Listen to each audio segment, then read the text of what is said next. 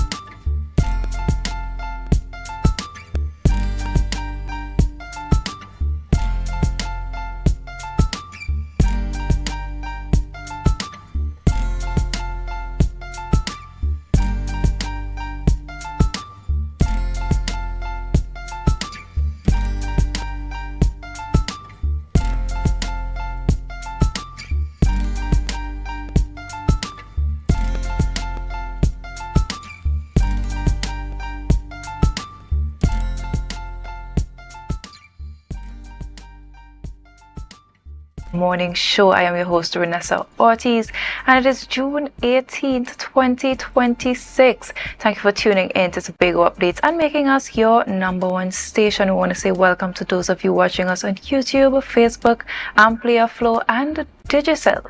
Joining me this morning in studio is none other than Alex Brown. Good morning, Alex. Good morning, Renessa. How are you? I am great. I am well. How are you? That's good to know. I'm alive and thankful. Good morning, viewers, and welcome to the morning show. Before we head any further into the programming this morning, we head on over to news in 90 seconds. Tobago's marine ecosystem is receiving a major ecological boost. The Institute of Marine Affairs reports that 11-month-old juvenile grooved brain corals bred last year are thriving in Charlottesville nurseries. Additionally, teams monitoring Mount Irving Reef recently witnessed a massive spawning event. Scientists successfully harvested gametes from 16 colonies, successfully rearing thousands of new swimming coral larvae slated to settle onto specialized nursery tiles. Moving to national mobilization, activist Alyssa Phillip announced her 19 Bullets, 19 Protests campaign will hold its final demonstration alongside tomorrow's Labor Day march. Demonstrators demanding justice for Joshua Samaru and Kaya Seeley will gather at Avocat Junction in Faizabad at 8:30 a.m., linking calls for institutional accountability with the legacy of Labour leader Uriah Butler. Concurrently, the National Union of Government and Federated Workers is mobilizing members nationwide, organizing mass transit from its Port of Spain headquarters to unify union voices on the ground. And finally, switching to breaking traffic updates out of Tobago, emergency services converged on the scene of 2 severe but separate traffic accidents. Details are currently tightly held as traffic investigators reconstruct the scenes, but first responders confirm a head-on collision occurred just past the traffic lights in Signal Hill. Meanwhile, an emergency recovery operation was underway in Richmond, where a vehicle lost control and plunged over a cliffside into a river. Drivers are urged to exercise extreme caution on wet roadways as crews clear the wreckage. And that was your news in 90 seconds. Tune in again at 6:30 p.m. for our full newscast. And viewers are moving swiftly along into this celebratory segment of our morning. We're on to our birthday shout-outs this morning.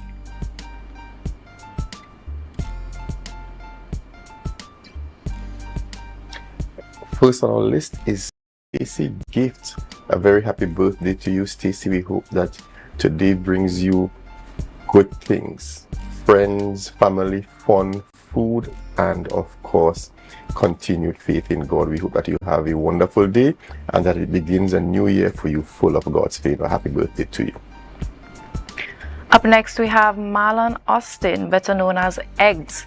Happy birthday to you. Wishing you a bright day ahead. Please be safe on the roads today. We know the rain is falling. Take your time. We don't want you to encounter any sort of... Yeah, we need him in particular to have more birthdays as my schoolmate. So we want you to have a long life. So be careful today. We hope you have a great day. You spend it with those who love, cherish, and appreciate you. Take some time out to really just reflect and indulge in some sweets.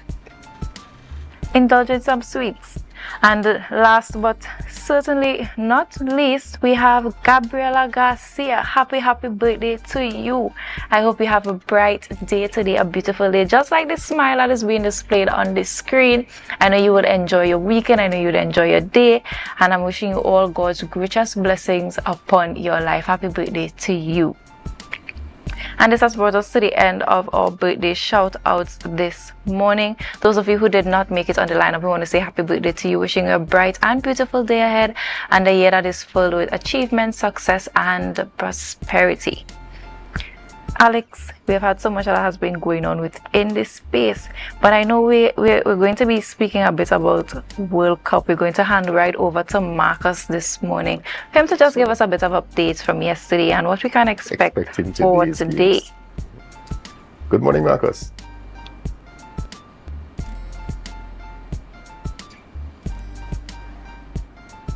We seem to be having just a bit of technical trouble. While we're trying to get that sorted out, we want to continue to appeal to drivers to be very careful on the road. 2 accidents last night only is quite a bit of a jarring experience, particularly for me. I came from the east last night and there was no traffic. I mean, I came through Richmond and it was quite fine, and when I got home I was seeing our Facebook page saying that we had this accident, and I was really a little bit shaken up by it. As like, I did not too long pass through this area and everything was fine. It tells us that it doesn't take very much for something to go wrong, so please, let's just all it takes is a split second. Let's be careful on the road. We take a short break. When we come back, we talk to Marcus, we get a World Cup roundup, and then we continue with the morning's program. Stay with us. I did it.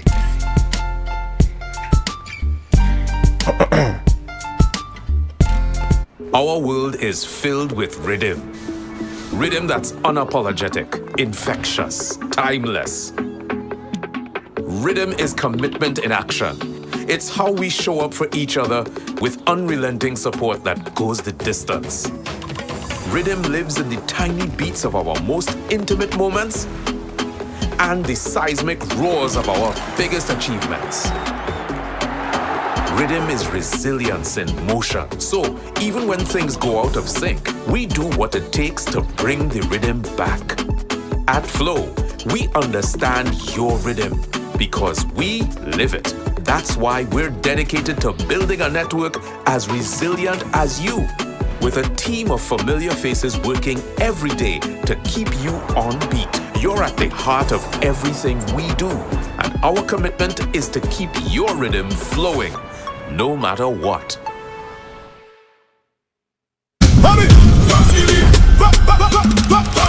From the reef to the road. From the reef to the road. From the reef to the road. Tobago calling. Sweet vibes, sweet wine, everybody falling. We bring the culture straight to you. Tobago updates, we keeping it true. Oh gosh, Tobago updates. On the screen, there we go. You're home for October, carnival show. From the big stage, shine to the road line. We bring Tobago to the world in real time. Tobago updates. Tobago updates. Carnival 2026. We said the pace. Wave your flag. Anywhere you're there. Anywhere. Island love, trimming all around you. Yeah. Big king long gone for the rhythm start. Tobago updates, Caribbean art.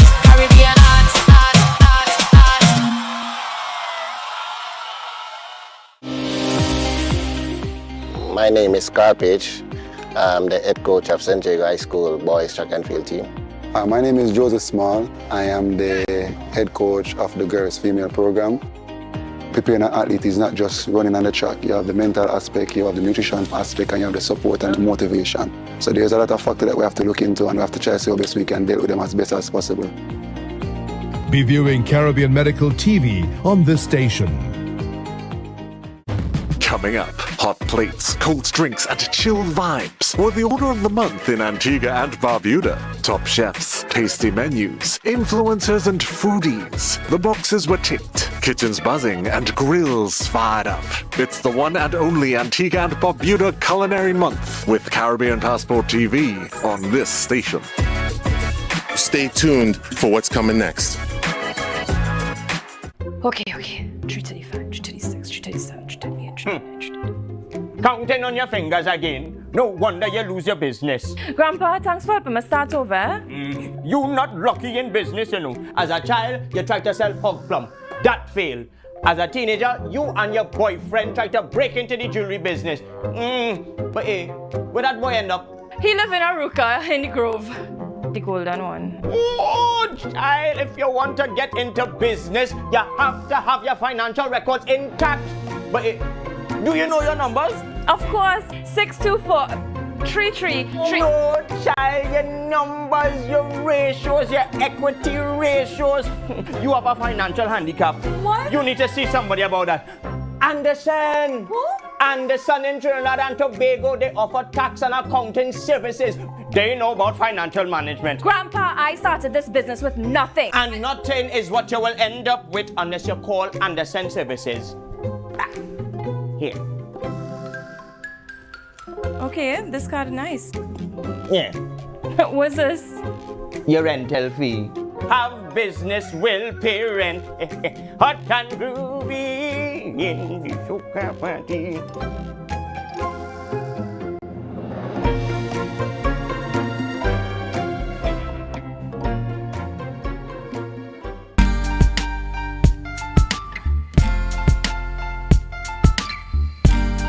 Put a smile on your face when you're moving from place to place. Good morning, good morning, morning, good morning, morning.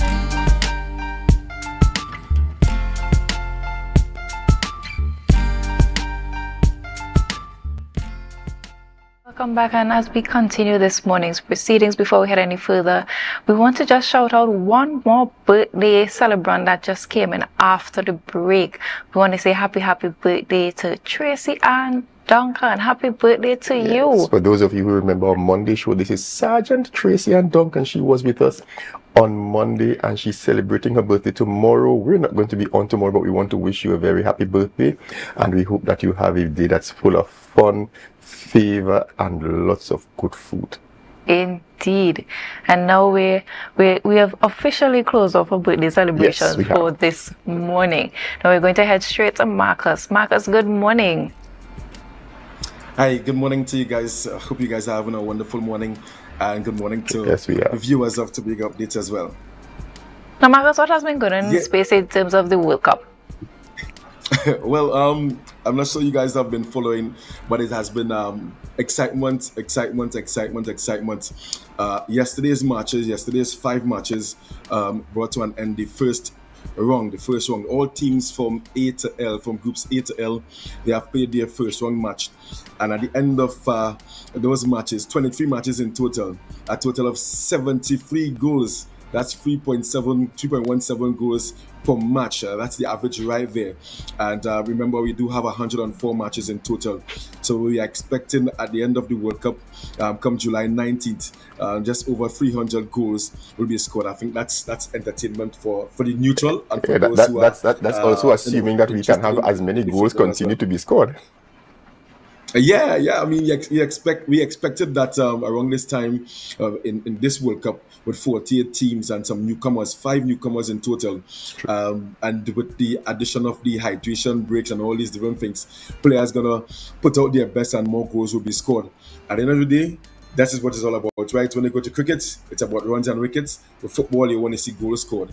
And if no goals scored, you want to see excitement as well. So I've been enjoying it. Yesterday's matches, we had 5 matches yesterday. And just to give you an idea of how those games would have ended, Austria They took on Jordan, one of the newcomers, and Austria won that game 3-1. Then we had one of the tournament favorites, Portugal, taking on Congo, and that game ended in an exciting 1-1 draw. Then we had England taking on Croatia. This game was expected to be a very closely fought encounter. It ended in a 6-goal thriller, with England winning by 4-2. Then we had Ghana edging out Panama. Panama team out of CONCACAF. Panama losing out there in the 90th minute, a really exciting game.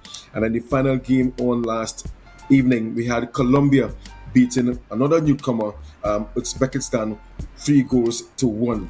And just a look ahead at what we expect today in round 2 action. We have Czech Republic taking on South Africa in the first game today at noon. Then we're going to have Switzerland taking on Bosnia at 3 p.m. Canada, CONCACAF team there taking on Qatar at 6 p.m. And then Mexico, another CONCACAF team, taking on South Korea at 9 p.m. Those are the matches on today. Some teams, they lost their first game, Czech Republic and South Africa. That's going to be a really good encounter there. Both teams lost their opening match. That game going to be at 12. And then we have Switzerland and Bosnia. They drew their first game. So they are obviously looking for a win today. Canada and Qatar also drew their first game.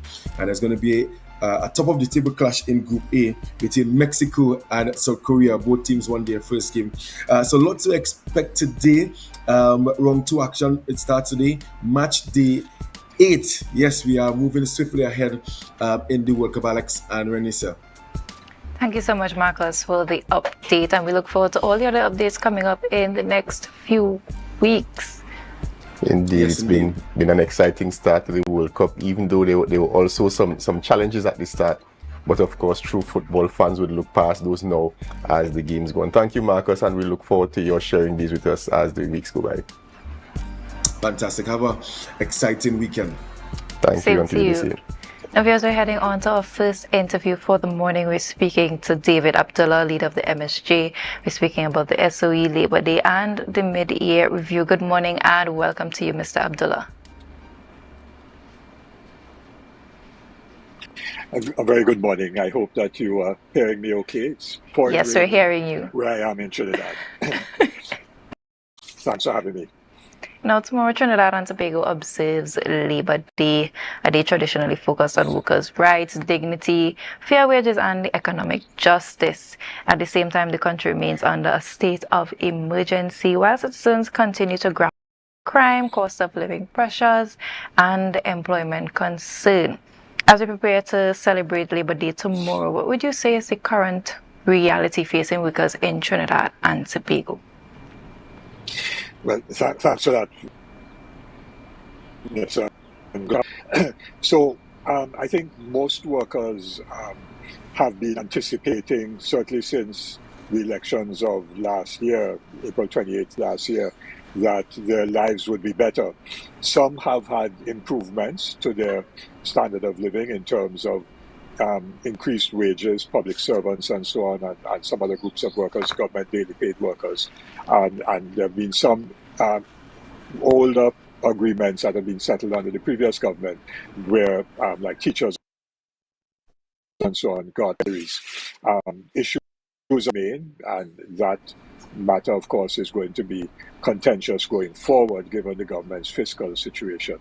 So, on the other hand, the vast majority of workers who are not unionized and who work in the retail sector, security guards and so on, workers in the hospitality sector, restaurants and fast food places, they have not had any increases, I'm sure, for a very long time. The minimum wage has not been increased, so workers that fall under the minimum wage, they are also facing difficulty given continuing high prices and rising prices, in spite of the fact that the COSO, I think, reported that inflation did not increase in the last month. So I think issues of incomes, people trying to survive day to day, and so how their daily lives are being affected. In cases of job security, given that a number of businesses have closed or are considering the introduction of artificial intelligence and what that would mean to some workplaces and whether that would have losses. So I think generally workers are concerned about their future and their present lives and how they could support their children, and are hoping that at the level of the government, certainly there'll be policies that will improve their situation. Although that come out of the midterm budget review in any significant way, apart from the allocations to meet the increased costs, wages and salaries for those employed in the public service who had their wage or salary negotiations settled. Mr. Abdullah, you've raised quite a number of issues that have not been addressed very frontally by the government, particularly as the conditions in our economy continue to not favor those who may probably need the greatest of favor in terms of our population. Add to that the fact that I'm losing count how long we've been operating under a state of emergency, something that worrisomely seems to be what we want to normalize. How does a country address issues of the social nature while under a state of emergency?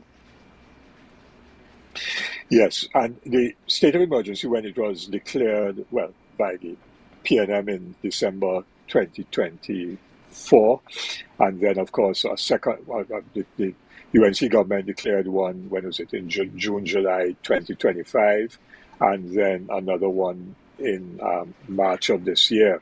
So we have been under state of emergency from December 2024 to now, the majority of that time. And those states of emergency, according to the proclamation that was issued by Her Excellency the President on each of those three occasions, was to address gangs and the threats that apparently the security form the president, that threats to persons both within the security services like prison officers, police officers, and your officials in the government. So those were the declared reasons for the state of emergency. Now, there was nothing in the regulations of each of the successive emergencies that prevented demonstrations, marches, or public gatherings, assemblies, and so on. In this act, the Commissioner of Police you have to apply for permission to march, and therefore there's no need for a state of emergency, or outside of a state of emergency, the Commissioner of Police can in fact deny people the right to march. The public meetings do not require the permission of the Commissioner of Police. You simply have to inform him or her as you but those were not restricted under the regulations of the state of public emergency. However, on the 27th of May, which was the day on which young Alyssa Phillip and her mother, Camille Carrasquero, were arrested on Richmond Street, and I was there, right there when they were arrested, when they were taking part in or leading the protest around the issue of the murder of Joshua Samru and the wounding of Kaya Seeley. The police then issued a new regulation under legal notice, I think 367, if my memory serves. We cannot protest within 500 meters, which is a very long distance, within 500 meters of a whole set of government buildings, and quite apart from those in Port of Spain, includes all police stations throughout Trinidad and Tobago. So what that legal order effectively did was show of demonstration or protest in the capital city, Port of Spain, because the tradition has been, and I have been, in the movement for a very long time, countless demonstrations and other actions in Port of Spain and elsewhere, but in particular in Port of Spain. The tradition is that you go to those against whom you have a grievance or with whom you have a grievance. So whether it is the Minister of Finance or the Parliament or the Prime Minister at either the diplomatic center or the office of the prime minister. That is where you focus your attention in terms of your demonstrations, because you want those office holders to see and hear you when, under normal circumstances, they're either not listening or they're not taking you on and not paying attention to your grievances. So that has been the tradition. It's not only the case here in Trinidad and Tobago, but it is the case throughout the world, where people go to where those in power to carry out your demonstration. So shutting down the demonstrations was a completely new feature of the state of emergency, and was completely inconsistent with the stated objectives of the state of emergency as outlined in the proclamation by Her Excellency the President. So that has created a damper to many who may have wanted to raise their issues by way of demonstrations outside the Parliament or to the finance, as the case may be. It doesn't impact on tomorrow's activity in Faizabad in June 19th, because the demonstration would not be within 500 meters of any police station. The march starts at Abacat Junction and then goes down to popularly known as Charlie King Junction, and 100 meters from the Faizabad police station. I'm pretty certain of that. Mr. Abdullah, there are two questions that came to mind. The first is you're being present when the ladies were arrested and not being arrested yourself. Raised questions, at least in my mind, and I'm certain my mind was not the only one, that it seems as though there were some people who the police would target because there's the appearance that you won't be able to put up a fight, and not a physical fight. But if they arrested David Abdullah, then maybe the entire labor movement may come out against the police for this action. Why is it? What are your thoughts? Why were you not arrested, being present on the day when this was taking place? And as we all can now say with some certainty, these ladies were leaving the area of the protest when the police instructed that people leave. Why some and not others? Well, the normal thing is that the police would try to arrest the organizers of a protest. And quite clearly, Alyssa Seeley was one of the organizers. And of course, her mother held on to her and refused to let her go. And the police therefore also arrested her mother, Camille. Now, it's interesting because in 1986, I was arrested. Well, I was one of the organizers, together with the late Lyle Townsend, of a protest outside the Queen's Park Oval against the English cricketers and the English cricketers who had gone to South Africa. South Africa was still under apartheid. Had gone to South Africa, played in South Africa, and while our West Indian players who went to South Africa to play, like Lawrence Roach, Alvin Caltran, and others, you might be too young to remember those names, right? I remember them. You remember the Bernard Julian and so on. They were banned from playing ever for West Indies. They could never play for West Indies again. But the English continued to pick them, and so we protested against that. And the police came and beat up a lot of people. I myself was not beaten, but a lot of people were badly beaten and arrested. I was not arrested. That continued after a short while to continue the protest. But I then went down late in the evening to the police, to the magistrate's court actually, in Port of Spain, and I was arrested then.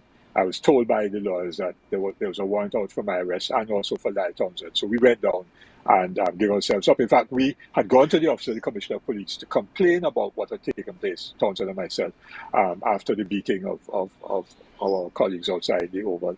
And they arrested us because they couldn't arrest people who took part in the protest and not arrest the leaders or organizers. So that may have been one reason why Alyssa was arrested. Similarly, the protest in 2009 when I was arrested outside the Red House, they felt I was one of the organizers of that protest. We were protesting against the property tax and other fiscal measures that the government was debating at the time. And I was the only one arrested on that occasion. Now, yes, you are right, I was not arrested on the 27th of May. I had gone to the side of Alyssa and her mom to have a quiet word with them, because I thought I should on one of the mics, because there were so many mics, camera phones on and media media. I was suggesting to them actually that it may be time to end the demonstration, because I saw the police beginning to try to, organize, and I wasn't sure what would have happened next, but I thought maybe it was time to end the demonstration because Alyssa had finished making her major statement. And as I got there, the senior superintendent grabbed Alyssa's hand, and I was telling him that there was absolutely no need to arrest her, that this thing could be resolved in a different way, and there was no need for confrontation, but he didn't take me on. And perhaps they decided not to arrest me.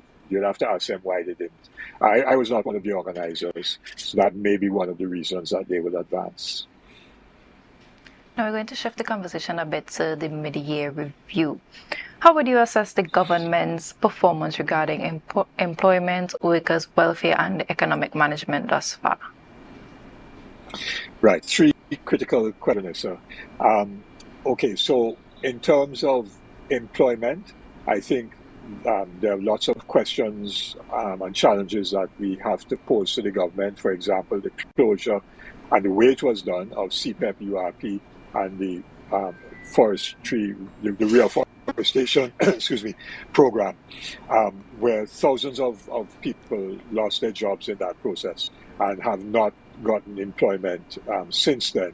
That was bad.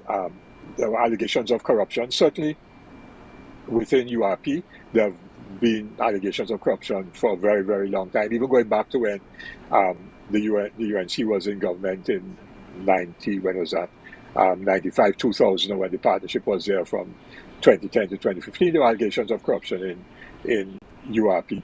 With respect to CPEP, not sure if it was so much a matter of corruption or whether there were, the UNC was unhappy about nepotism, that those who had CPEP contracts would have been supporters of them, as is generally the case. When I was in the partnership, contracts were being given out to people who supported the partnership. MSJ never got any of those contracts, or none of the people I recommended ever got contracts. So I want to just make that absolutely clear.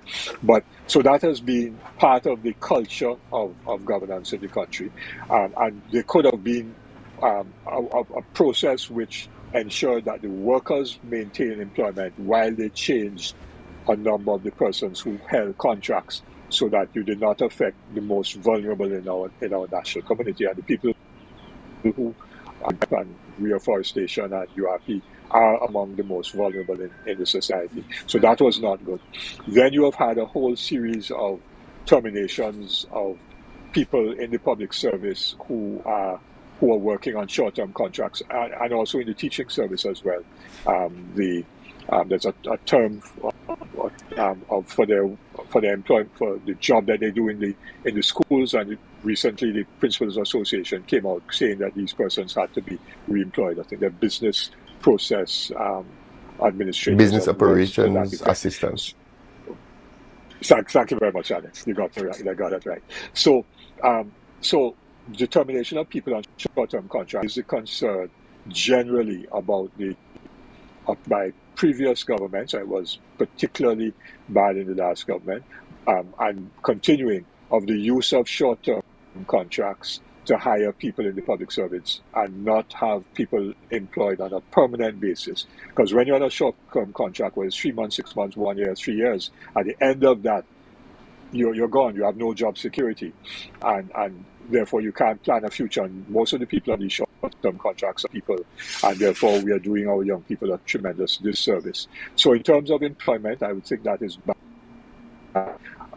In terms of settling some of the outstanding is a plus. Yesterday, the government went to the parliament to have the collective agreements which existed in Petrotrin when Petrotrin was closed down at the end of November 2018, to have those collective agreements in force in the successor companies of Paria and Heritage. That was very important, and I remember challenging Wilfred Esmede, then chairman of Petrotrin, at a public forum, I think it was at UE, and said, if the refinery is the problem, why are you sending home all the workers in Petrotrin in the producing fields if the producing fields are not the problem? Are you trying to get rid of the collective agreements? And he said, yes.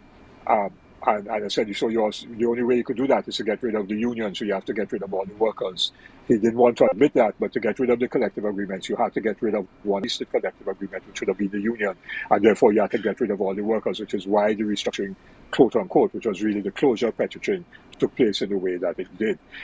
So the restoration of those collective agreements for Paria and Heritage is to restore conditions of work, because the wages and conditions of work of workers employed by Paria and Heritage and the contractors that operated in those companies is really low and horrible, and harking back to days of 1937. So that was a positive. So there have been some positives and there have been negatives.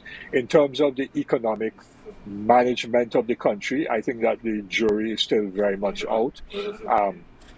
The government clearly is borrowing a lot in order to meet the fiscal deficit that it has. It did a bond, $1 billion, which obviously helped to boost the foreign exchange situation. And something that the past government did, at least on more than one occasion as well. So you go out to international, is $500 million or $1 billion. That comes into the central bank and boosts our foreign position. And then the central bank gives the government the TT equivalent of that money, which helps the government's fiscal position. But what that means is that we're increasing our debt and critically increasing our foreign debt. And when we increase our foreign debt, it means that unless we have new inflows of foreign exchange in the years to come to repay the foreign debt in foreign currency, because you can't repay foreign debt in local currency, it then is going to put us in difficulty. And that is what happened to us, for example, in the mid-'80s going towards the end of the '80s, which is how we ended up in the IMF. So the government is hoping that the natural gas arrangements with Venezuela, although they dissed it when they were in opposition, and even when they came into government, Mrs. Prasad Bissessar said Dragon is dead, and she going Guyana, Suriname, and Grenada for gas. Of course, that was a pipe dream, because Grenada hasn't got many proved reserves of gas. Guyana wasn't interested, and Suriname hasn't got any gas production up. And the cost of piping the gas out of Guyana and Suriname to Trinidad would have been very, very, very high, given the distances, as distinct from Venezuela, where the distances are very short. But we don't know now what is the arrangement with Venezuelan gas, because we have only seen the multinational companies, Shell and BP, engaging Venezuela, and we're not seeing any active participation of the National Gas Company or the Ministry of Energy in those negotiations. They claim that Trinidad and Tobago will get it, obviously, because if the gas comes into Trinidad and Tobago, then they will go into production facilities here at Point Lisas or LNG in Point Fortin. But it therefore means that NGC made a benefit that would have been previously considered. So we don't know how much gas is going to come in, when it will come in, certainly not before maybe end 27, early 28. So, and whether that quantity of gas that comes in from Venezuela, together with some of the local exploration efforts, will yield enough gas to get us anywhere close to where we need to be, which is 4 billion standard cubic feet a day. We don't think it will get us close to that. It might, kind of stabilize our gas input to our production facilities. So we are going to be in some very difficult economic times for at least another couple of years. ExxonMobil, if they do find oil, can go up 30 at the earliest, given how the oil industry operates. So I think we are in for another couple very difficult years. We're not seeing a lot of local investment in new productive activities. Yes, there is the Marriott proposed for Tobago, and I know there are debates about the environmental impacts of that in Tobago, but in turn to that, there's no new productive investment. What we're seeing is investment in malls, and that simply is the retail sector that then relies on imported goods. So we're going to be chewing up more and more foreign exchange without producing more products and services to earn foreign exchange. And I'm not seeing anything from the government. The Minister of Trade talked about a buy local campaign, but we haven't really seen anything concretely in terms of what that is. Support for smaller micro enterprises that are producing local. Why did Minister of Finance in October in his budget, for example, increase the tax on all alcohol?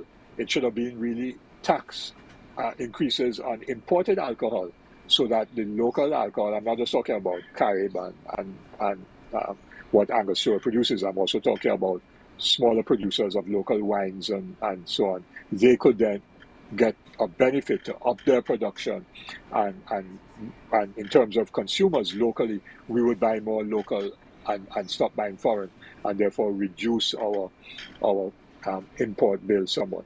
Strengthening agriculture is critical to earning more foreign exchange. We've been hearing, earning more foreign exchange, but also reducing our food import bill, which is about $8 billion TT dollars a year.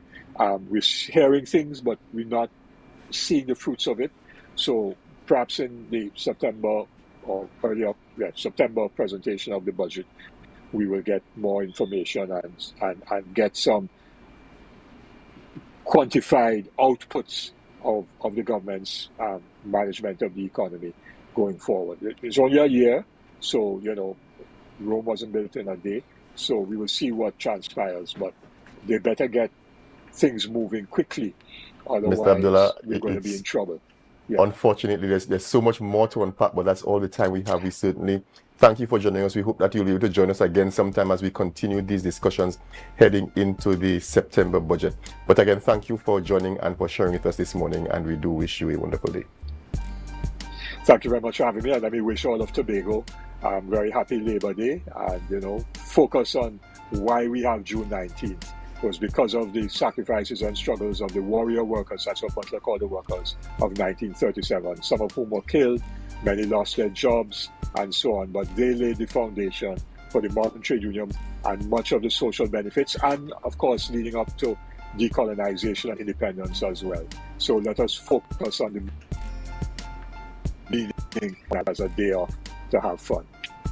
Thank you, and happy Labor Day to you as well. Viewers, you have quite a lot for us to consider as we head into our next break. Remember to share the live, share the live, share the live. We'll be right back.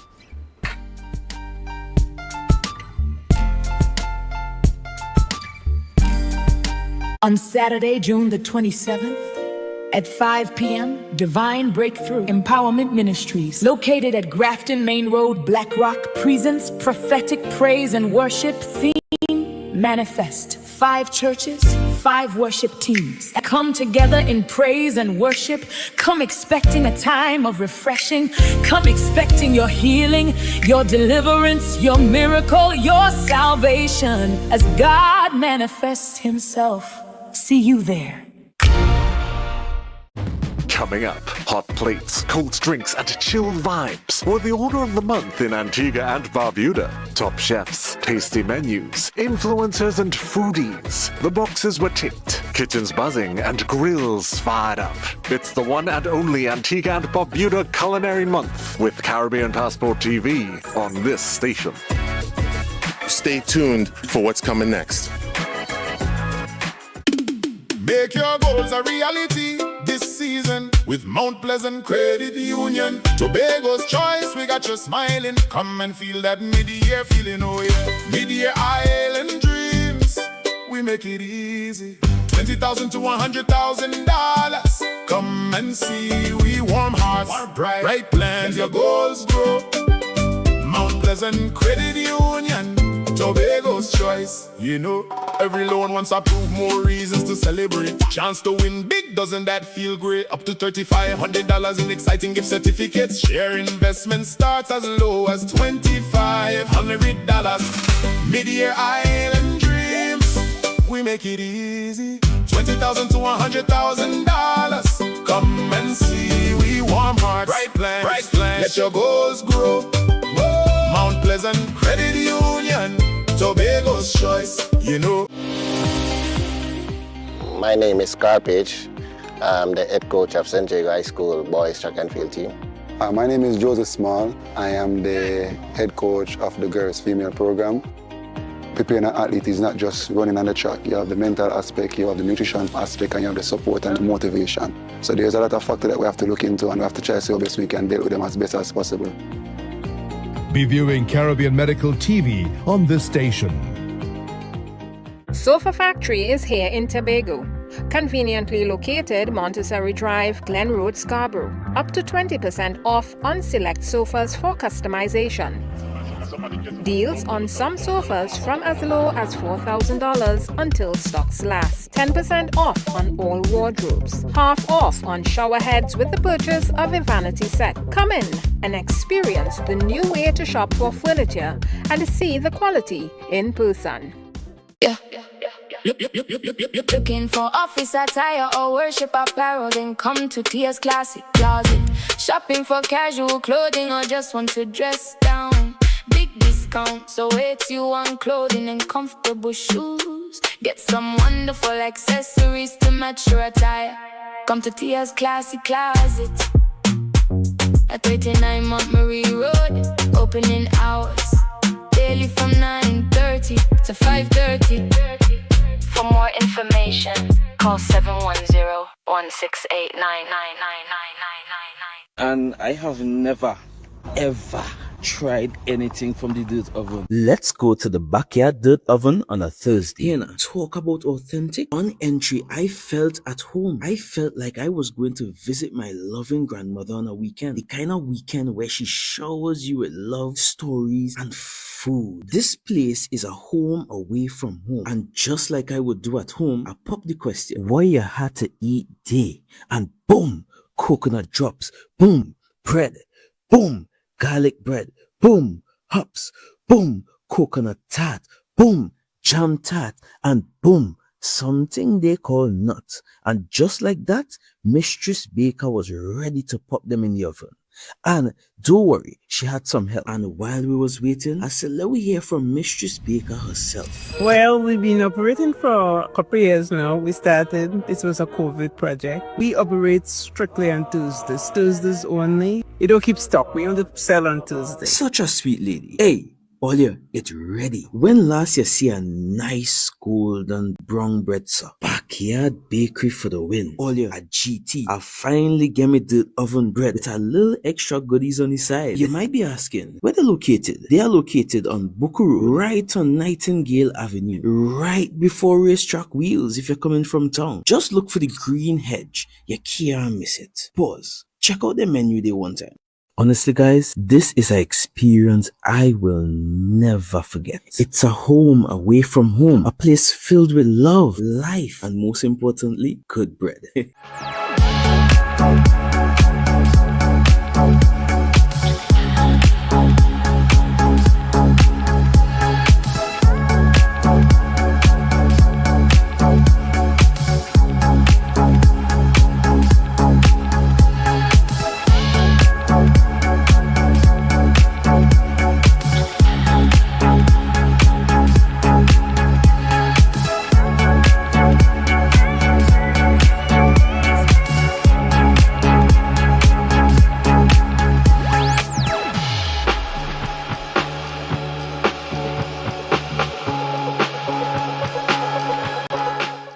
Out of my dreams to my real life. 'Cause girl, I wanna know you feel like, yeah. Come closer to me, let the stars align, yeah. In the middle of the night, you bring the sunshine. Miss Lady, she have a pot on the fire, burn a flame when she cooking.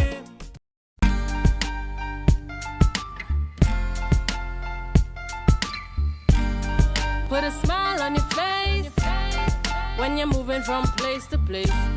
Good morning, good morning, morning, good morning, morning.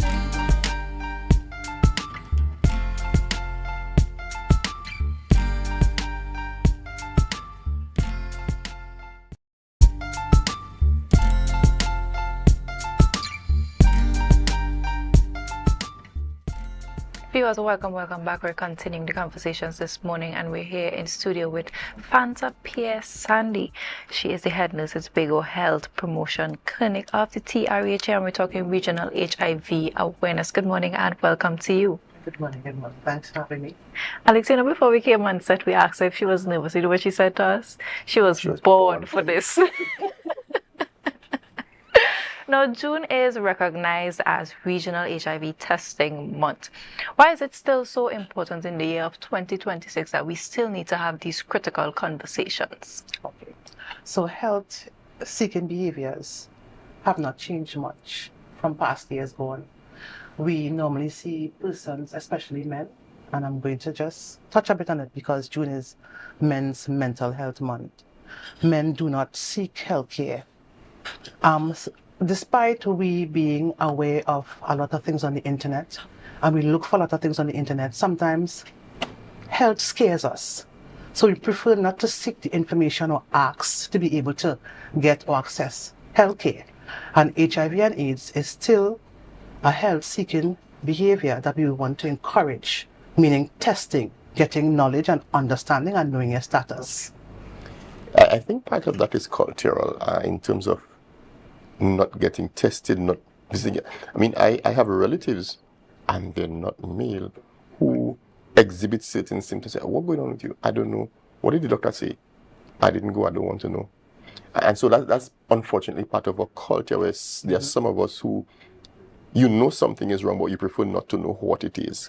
The challenge with that is, especially as it relates to HIV, is that not knowing doesn't put one person at risk. Correct, that's right. So long time, the old people used to say, what eye can't see, heart can't breathe. But let me add to what you said. Some health-seeking behaviors are more than others, because I know persons would come to the healthcare facility and say, I want to test my pressure, I want to test my sugar. And they would come every week because they're interested. But it also allows for them to be tested. But with HIV, it's the fear of the unknown, because still there are so much myths surrounded with HIV and AIDS. So I think that is also a problem with regards to getting tested and accessing service. And as it relates to HIV awareness, and we know a lot of individuals from the time they hear that topic being brought up, there's this discomfort or they're uncomfortable.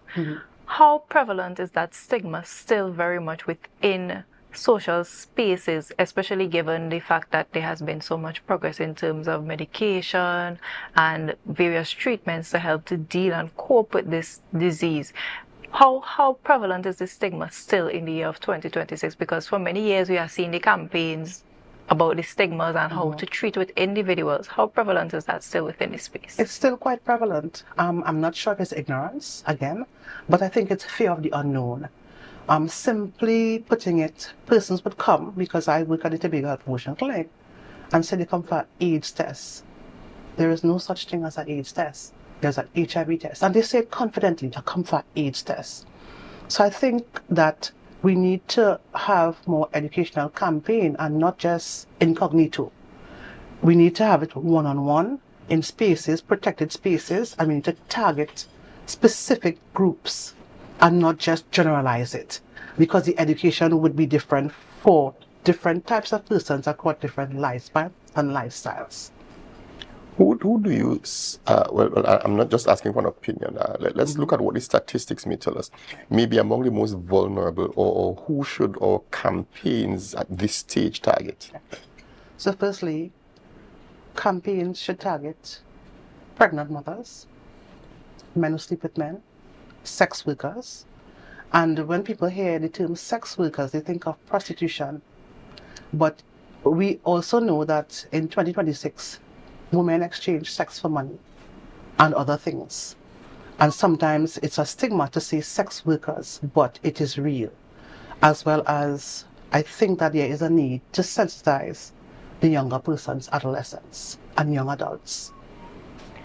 Now, as it relates to treatment, what advances in treatment have changed the outlook for persons living with HIV? Because apart from the testing and the stigma and a lot of myths, as you've mentioned before, surrounding the entire situation. What are some of the treatments and some of the progression that we have seen over the years? So when you ask that question, I get all excited and I start to smile because in the past, persons would have had to take maybe sometimes 5, 6, 12 tablets a day.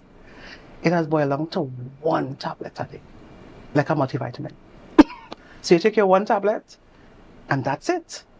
So that's the advances that we have now.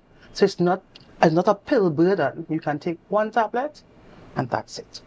That speaks a lot to advances in management. Yes. And I think sometimes that whole fear, as it were, of what management of the disease could have been is what would deter, or probably in the past would have deterred some people. There was this idea that initially that once you were HIV positive, it was a death sentence. You had a few months to live. Right. And then there was the idea that, well, you had to live on this cocktail of all sorts of things. And now the advances in the management, so that it should help to allay some of the fears that people may have as to what the future looks like for somebody who is HIV positive. What has testing in terms of numbers been like? Have people been coming out and saying, look, I want to get tested for whatever reason? Okay. So with regards to testing, Tobago Regional, we do a lot of testing at sites as well as we do outreach. So I would just like to tell you all that most health centers, we test almost every day. So Scarborough Health Center, Mondays and Wednesdays, 8 to 3. Blue Room Men's Clinic, they test 8 to 3 Monday to Thursday, but appointments only. Tobago Health Promotion Clinic tests every day, Monday to Friday, 8 to 3. Canaan does it Tuesday, Thursdays, Friday, 8 to 2. Moriah Health Center does it Fridays, 8 to 6. Roxborough Health Center does it Monday to Friday, 8:30 to 2:30. And we see people walk in because, as you would have said, the advancement in HIV, it is not seen as a death sentence. It is seen as a lifestyle disease. So you are encouraged to come to the healthcare facility, and just as you ask, nurse or doctor, I'm here to check my blood pressure and my sugar, you can ask as well to test your HIV status. And we offer it as well. So you come to the health center and we tell you, you are here, we like to test your blood pressure, your sugar, and HIV as well. You can opt out, but we offer it to everyone who comes to the health center. So that's the advancement. There's little excuse in terms of testing or the availability of testing. How long would I have to wait for the results? 15 to 20 minutes. For the results? For the results. That's a big jump from having to wait a few months, right? Correct. Because in the past, we did bloods and had to go down to Trinidad. So sometimes 4 weeks, 6 weeks, they sit down there sweating, waiting for this phone call. 15 minutes. And starting to develop stress-related illness over Correct is something right. like that. Correct is right. Viewers, we really have no excuse. You can get the test done almost anywhere on any day and wait only 15 minutes. Sometimes if you go to a health center, you may wait longer than that to see a doctor. And let me add, advancement. Now, speaking about HIV, and it excites me. I've been there in this for the past 20 years. We have an oral self-care kit that we can give persons to go home and they can test themselves by swabbing their mouths. So that's how advanced we are. And I think that just bridges onto one of the questions I wanted to ask in terms of confidentiality.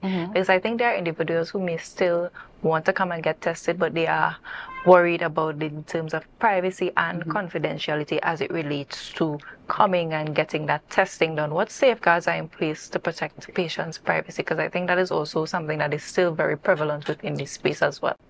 All our clients have to understand that we are professionals.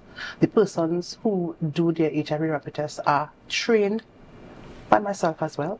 They are rigorously trained and we adhere to confidentiality.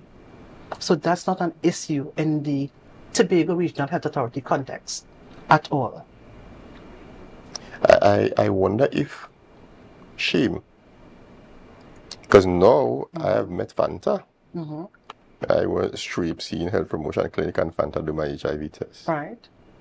In What are you the ashamed first about? case, no, I just prefer a stranger. You know, we've not met. So now that we've met, I'm kind of... So let me flip the script. Not being boastful. They want Fanta. they ask for Fanta because of how I attend to them, how I speak to them, how I educate them. Yes? So they want Fanta amongst other testers because of what we offer, how we offer, and what we give. We go in and get Fanta too. Everybody want Fanta, something good. We go. Now, we're just going to wrap up the interview a bit, but I want to close off as it relates to young people. Now, young people often get health information on social media. What misinformation about HIV concerns you the most as it relates to our young people? I think they still think that they could get HIV from kissing, and they still think they could get HIV from sharing utensils. And you know that that's not true. And in this day and age, that is one of the myths that just continues to be out there. But my advice is, come to a healthcare professional. We don't need to see you and deliver care at that point in time. Come and have a word with us, speak with us, chat with us. We are always there and always open to speak with you. Now, Fanta, we want to thank you so much for coming on this morning and sharing with us dispelling some of the myths, also giving some information as it relates to testing and confidentiality. And we want to continue to commend the TRHA for the work that they do in terms of promoting and seeking to spread awareness as it relates to HIV and AIDS. Thank you very much for having me. It was a pleasure. Viewers, stay right here. We'll continue right after the break. And remember to share the live, share the live, share the live.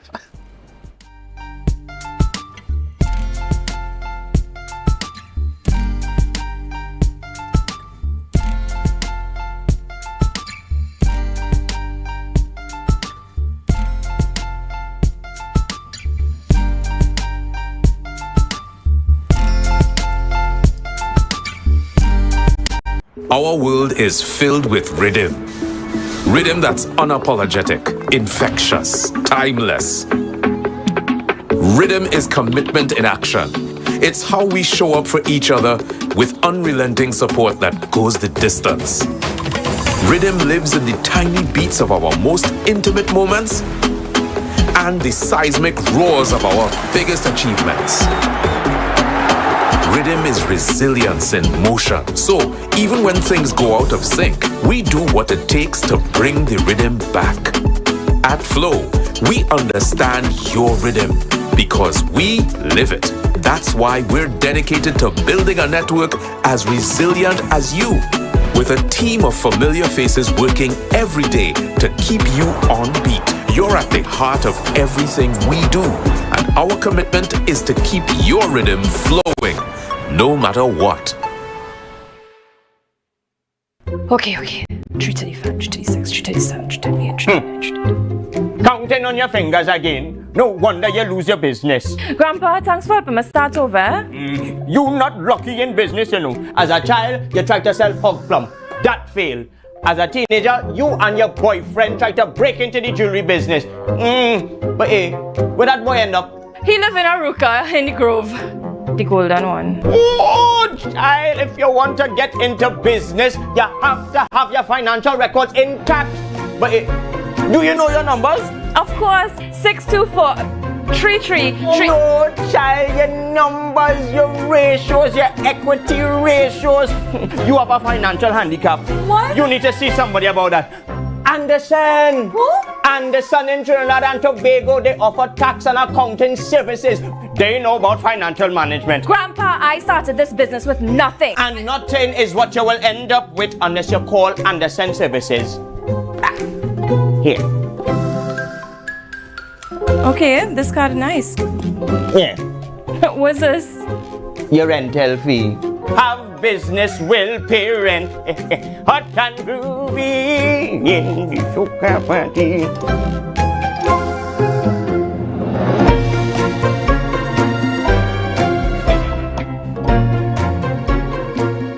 And I have never, ever tried anything from the dirt oven. Let's go to the backyard dirt oven on a Thursday and talk about authentic. On entry, I felt at home. I felt like I was going to visit my loving grandmother.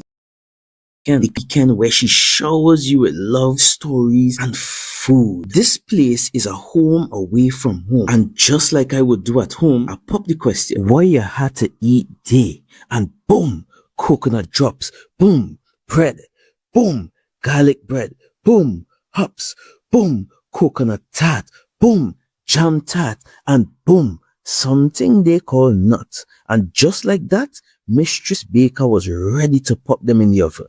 And don't worry, she had some help. And while we was waiting, I said, let we hear from Mistress Baker herself. Well, we've been operating for a couple of years now. We started, this was a COVID project. We operate strictly on Tuesdays only. You don't keep stock, we only sell on Tuesday. Such a sweet lady. Hey, Olia, it's ready. When last you see a nice golden brown bread, sir? Backyard bakery for the win. Olia, a GT. I finally get me the oven bread with a little extra goodies on the side. You might be asking, where they're located? They are located on Bukuru, right on Nightingale Avenue, right before Racetrack Wheels if you're coming from town. Just look for the green hedge. You can't miss it. Pause. Check out the menu they one time. Honestly, guys, this is an experience I will never forget. It's a home away from home, a place filled with love, life, and most importantly, good bread.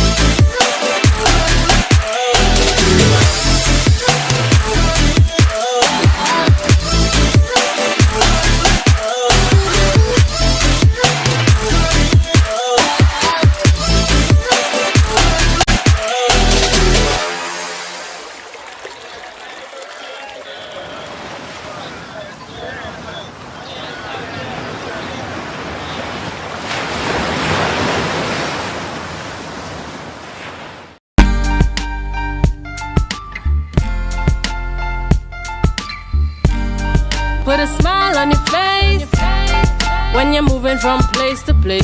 Good morning, good morning, morning, good morning, morning. Viewers, welcome back, and we're on to the last segment of the Tobago Updates morning show.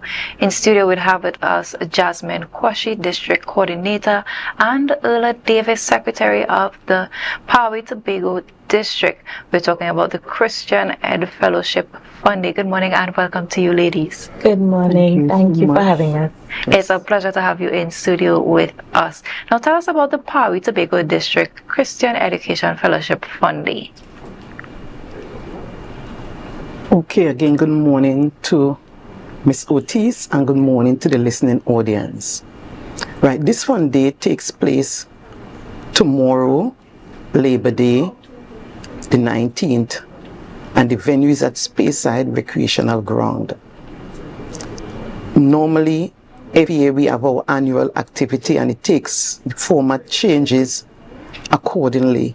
So this year it will be in the form of a sport day, fun and fellowship. And we are catering for our 18 churches throughout the district in Tobago. We are encouraging all to come out, and we are looking forward for a great time as we spend this time together, their fun and fellowship. Now, in today's fast-paced world, many families don't have the time to sit together and enjoy quality time. How does this event encourage stronger family connections? Well, I can answer that. Some of the activities that we will be having would be unique activities, some of which, you might have heard about, such as blanket race and so forth. We specifically cater not only for the children, but the entire family. And you are asking us, in this fast-paced time. Now, first of all, it will be from 9:30 to 3 p.m. All right. It's at a venue. Well, it's at Speyside, and that is, one of those places. Usually we try to have things done on this side, but we're having it up there so that persons can, journey up there. Now, no, we would not be having games like on the phone and so forth, but there'll be certain games, and I don't want to spill everything because we have a specific group that we have invited to take charge of the activities. So, we're encouraging persons to come out. So can members of the wider Tobago community come and attend this event tomorrow as well in Speyside? Oh, of course, and that's what we would want. We would want persons just to come. They don't even have to know us. Just come and be a part of it. Now this year's theme, and as you've mentioned before, it's an annual event. It focuses around the theme of fellowship. What messages are you hoping that would be taken away from this event after tomorrow's day has ended? That even as a Christian or a church goer, you can have sweet fun, when you come together, even as the Bible speaks to that. So we are trusting that, after this event, that folks will see how it is important for families, to come together in times like these, and enjoy sweet fellowship. Now, is there going to be a competitive aspect between the church zones, and what does that friendly rivalry really produce on the day? Well, again, I think, too, that, being a child of God or Christians, we are expected to display a certain manner of behavior. So in spite of the competitive aspect to, the games and so forth, we are looking for folks to, display that sort of a Christian friendship, that Christian camaraderie. We are looking forward to that. So, because in years gone by, this is not the first time we'll be having something like this. And, we normally have clean fun and fellowship, we never had fighting and things like that. So we are expecting that this year will even be better, because speaking from experiences, we are expecting that this year will even be better where that is concerned. Now, as we wrap up the interview, is there any particular message, anything you want to remind the public as it relates to the event tomorrow? Just remind them of the location, the date, the time as well, so that they can all come and be a part of this event. Okay, great. Well, it will be at the Speyside Recreational Grounds. It will commence at 9:30 a.m. and end at 3 p.m. All of Tobago is invited. Once you are in the area, or if you are just journeying up to Speyside just for recreational, whatever, sightseeing, you can be a part of it. Feel free. Yes, we'll have things on sale and so forth, but we'd also want you to come and be a part of it. Experience the Christian camaraderie. Feel free to just relax, chat with others, all these things. Because at the end of the day, the importance is about communication, learning to love and appreciate others, and have clean fun, even when we are, I don't want to say competitive a little bit. Yeah. Yes. So I want to thank you ladies this morning for coming on and sharing with us, and I wish you guys all the best tomorrow.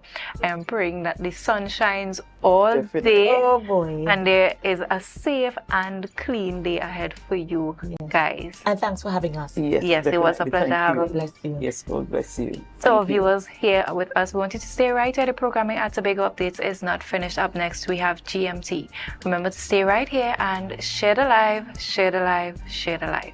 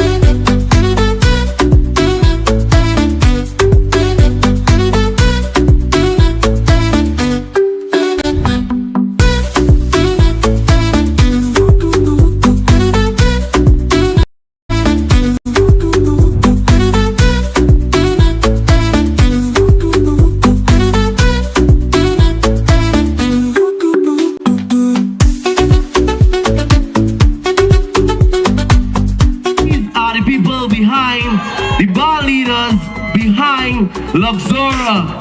Yes? If you have been wondering, if you have been asking, questioning, Lukosi and Cindy Dick.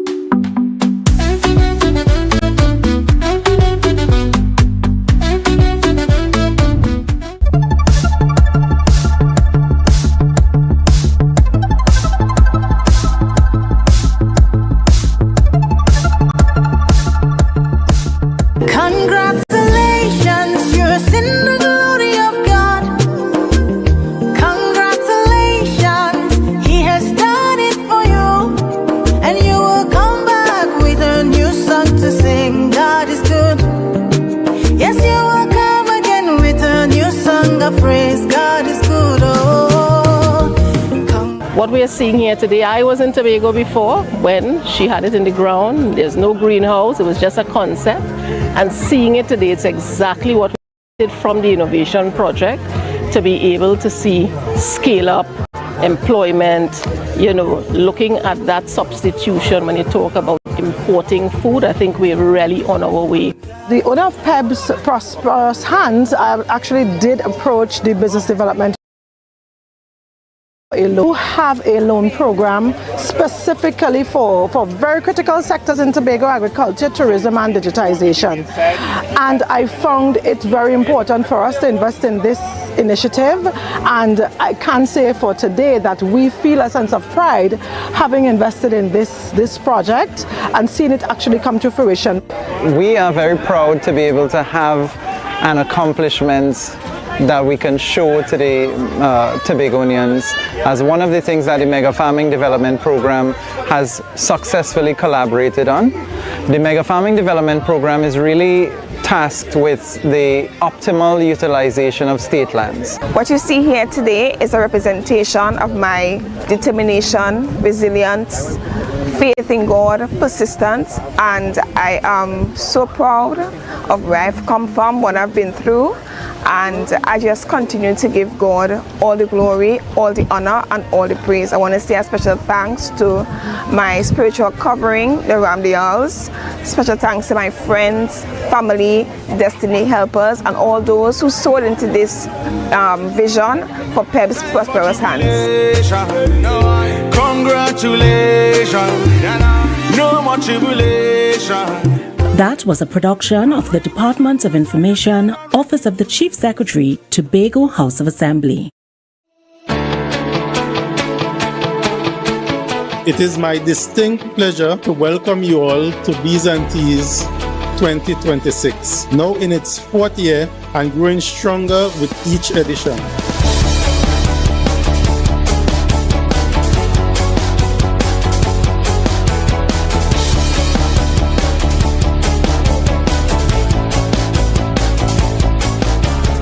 Today we are celebrating two very important occasions: World Bee Day and International Tea Day. By bringing them together, we have created something uniquely Tobago, a moment to reflect on nature, on wellness, on culture, and on the ties that bind us to this land and to each other.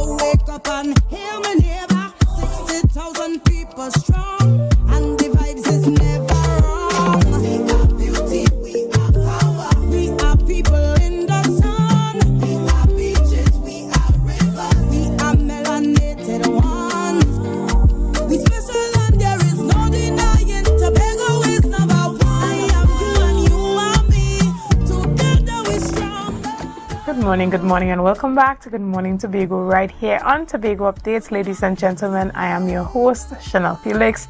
And you know, whenever you see me sitting here, it's because we're about to have those conversations that you want to have while I ask those questions that you want asked. This morning, we jump straight ahead into our conversations, and we are talking about a topic that has been on the lips of Trinidad and Tobago for a while. This morning, we're talking with young activist Alyssa Phillips, and we're talking about the Protest 19 on June 19. Good morning and welcome. Thank you for having me. It's a pleasure to have you on with us this morning, and we know that you have been one of the key advocates in this Kia Sealy matter. We know that she arrived in Trinidad and Tobago just about a day ago and was apprehended immediately when she landed at the Piaco International Airport. She was then transferred to the Aruca police station where she was processed. She went before the magistrate and she has received bail yesterday. So tell us a bit about the developments in this case thus far and this Protest 19 that's happening tomorrow. So yes, Kaya would have in the morning around 2 a.m. She was arrested at the back of Piaco Airport. Her lawyers would have gotten assurance Alyssa, we're having a bit of an issue getting with your visuals and your audio this morning. We'll take a quick break, we'll rectify it, and we'll be back with you right after this. See you soon. Okay, no problem.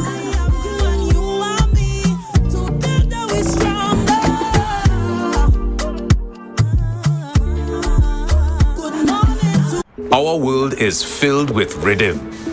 Rhythm that's unapologetic, infectious, timeless. Rhythm is commitment in action. It's how we show up for each other with unrelenting support that goes the distance. Rhythm lives in the tiny beats of our most intimate moments and the seismic roars of our biggest achievements. Rhythm is resilience in motion. So, even when things go out of sync, we do what it takes to bring the rhythm back. At Flow, we understand your rhythm because we live it.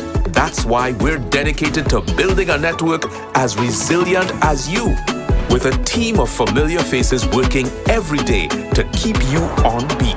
You're at the heart of everything we do, and our commitment is to keep your rhythm flowing, no matter what. Coming up, hot plates, cold drinks, and chilled vibes were the order of the month in Antigua and Barbuda. Top chefs, tasty menus, influencers, and foodies. The boxes were ticked, kitchens buzzing, and grills fired up. It's the one and only Antigua and Barbuda Culinary Month with Caribbean Passport TV on this station. Stay tuned for what's coming next. My name is Carpage. I'm the head coach of St. Jago High School boys track and field team. My name is Joseph Small. I am the head coach of the girls female program. Preparing an athlete is not just running on the track. You have the mental aspect, you have the nutrition aspect, and you have the support and the motivation. So there's a lot of factors that we have to look into, and we have to try to see how best we can deal with them as best as possible. Be viewing Caribbean Medical TV on this station.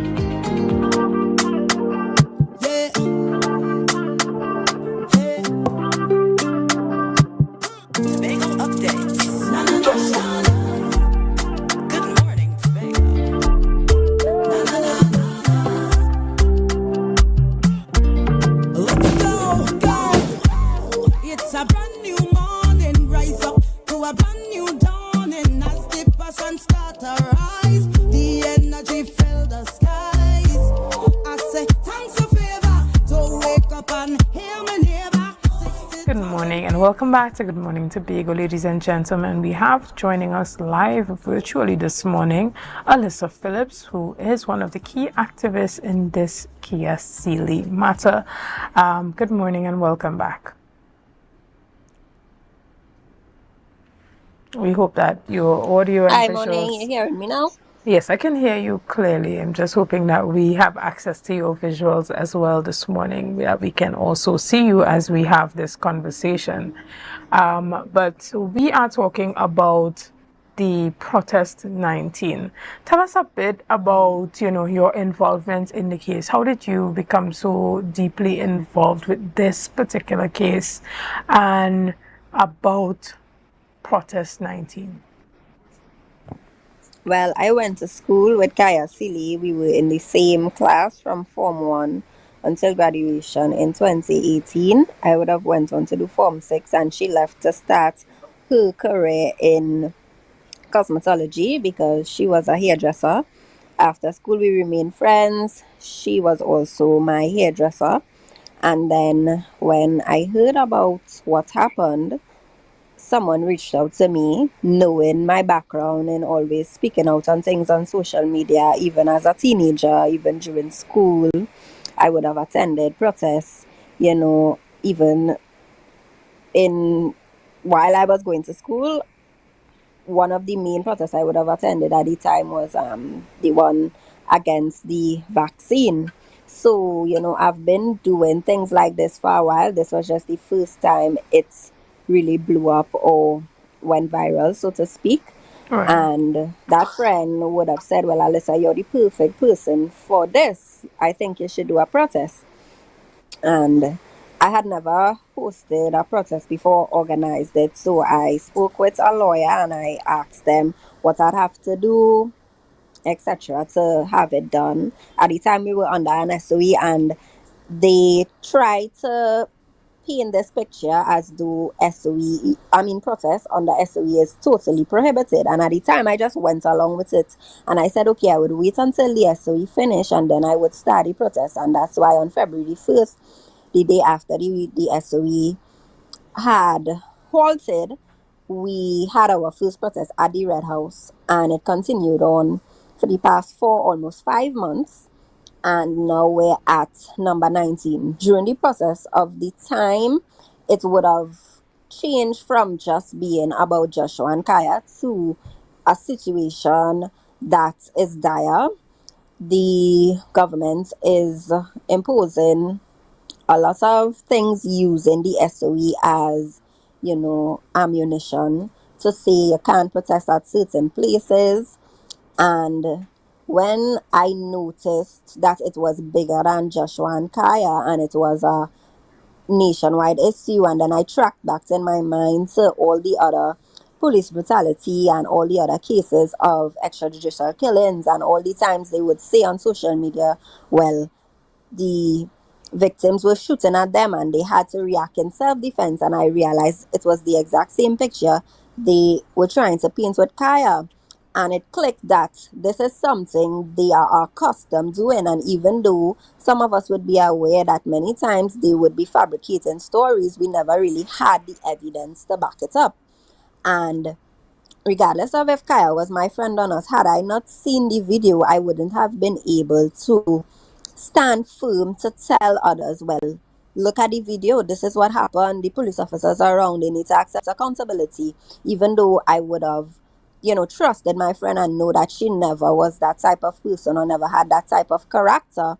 When you have to also advocate to the wider public, you need to stand on something, and that's something that I was standing on was the video.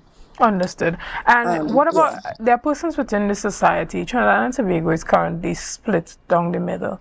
Now, I've had a number of conversations with a number of persons here, and when the topic comes up, you often hear persons saying they are reluctant to comment on the issue because it's an ongoing investigation.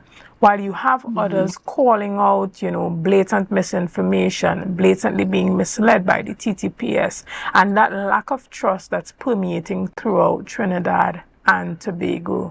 But there are the persons who are saying probably during the Black Power movement, protests would have worked. Probably during even COVID-19, when we saw the Black Lives Matter protests, that would work. But looking at the state of the justice system in Trinidad and Tobago currently, looking at where the world is going, And looking at the reaction from your last protest, do you think that protests are as effective as they ought to be, particularly in this case?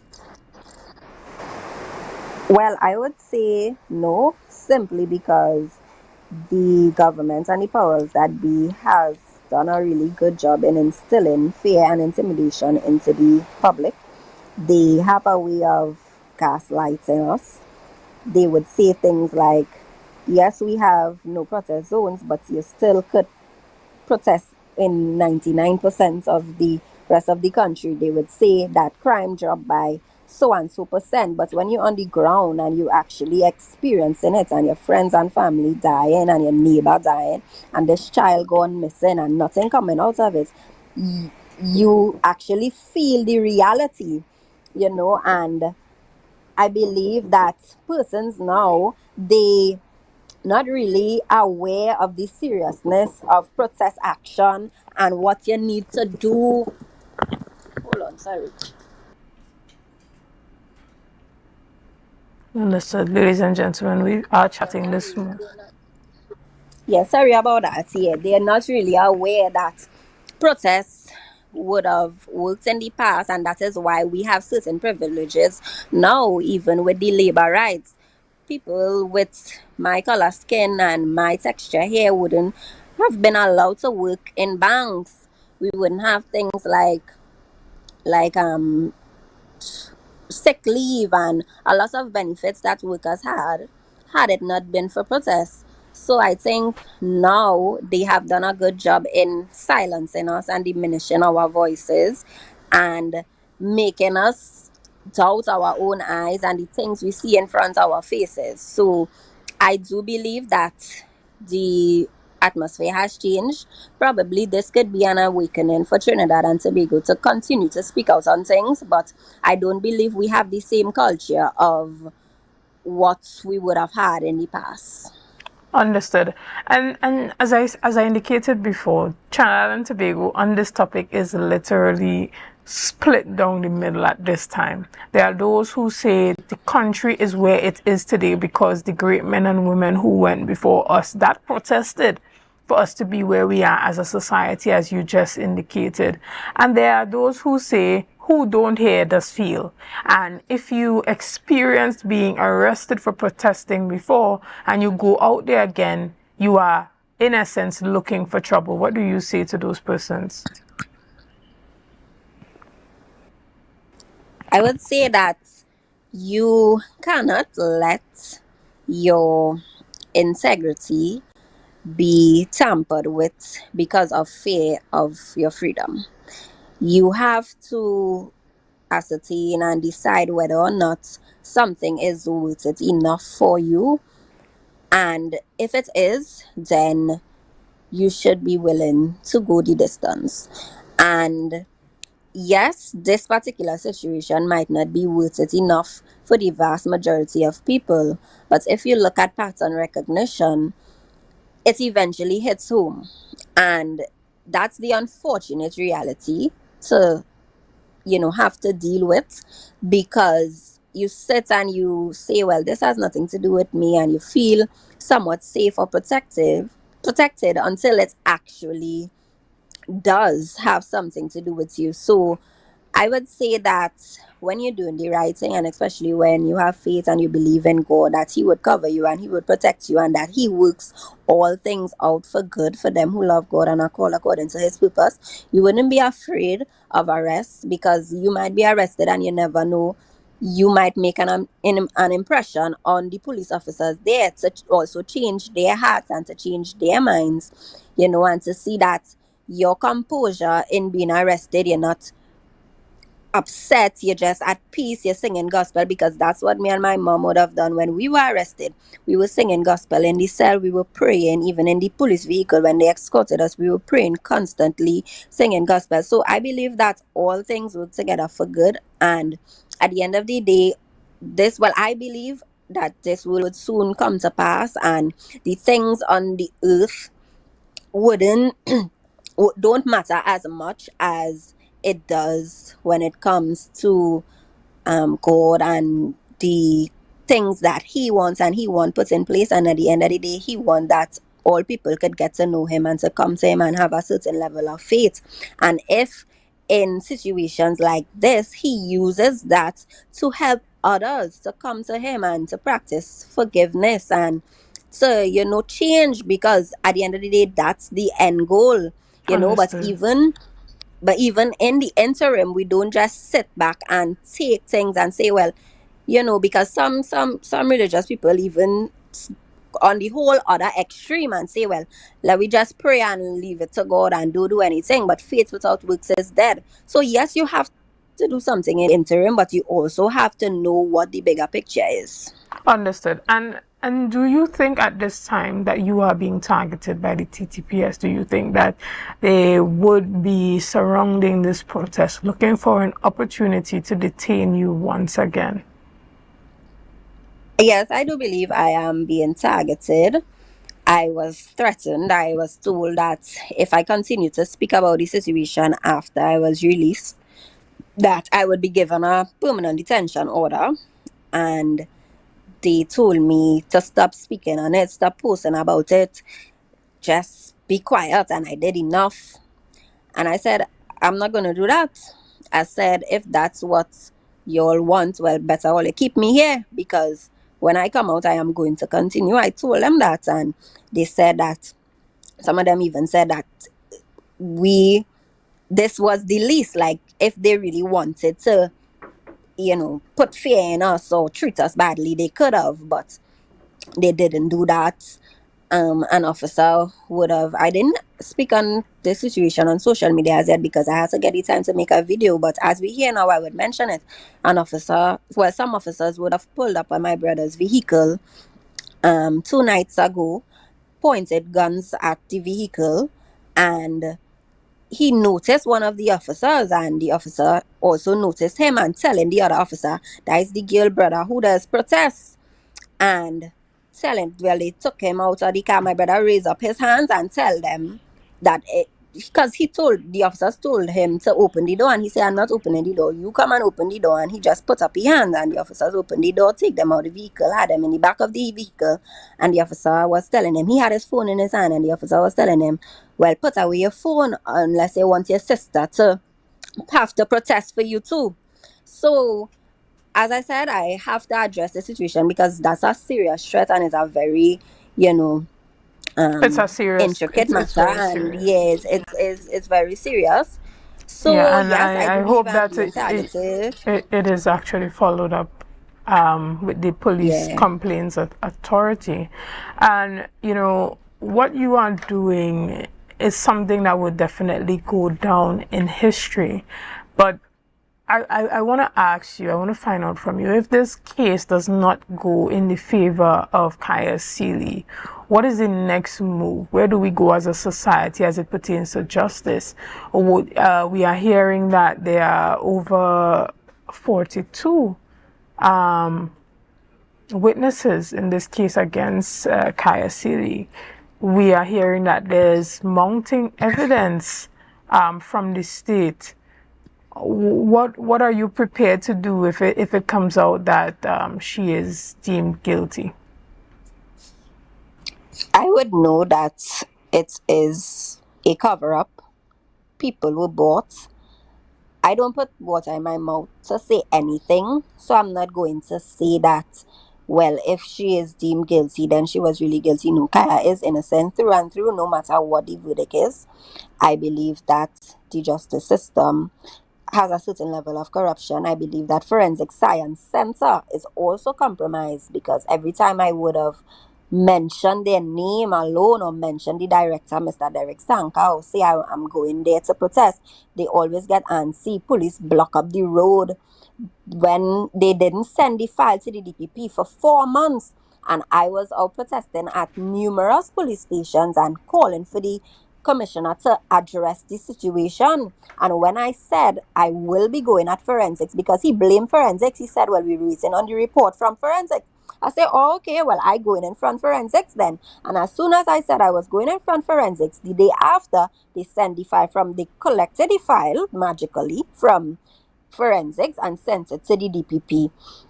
And I know most people would say, well, alleged or whatever, but I am saying that I know for a fact that they are compromised, and I would continue to trust in God and to know that regardless of the corruption going on within the country, and if the case does not come in favor of Kaya, that it would have had to be for a reason, and she has to keep pushing on, and we would deal with it from there. But that would not change my stance, and I would never go back on saying, well, yes, she was guilty, because I know for a fact that she is innocent. It took them 4 months to say that they were charging her. They discharged her from the hospital. They let her go over in America, and she's a big wanted criminal. Come on. Understood. I have better sense than that, and I hope and believe that the rest of the country have better sense than that too.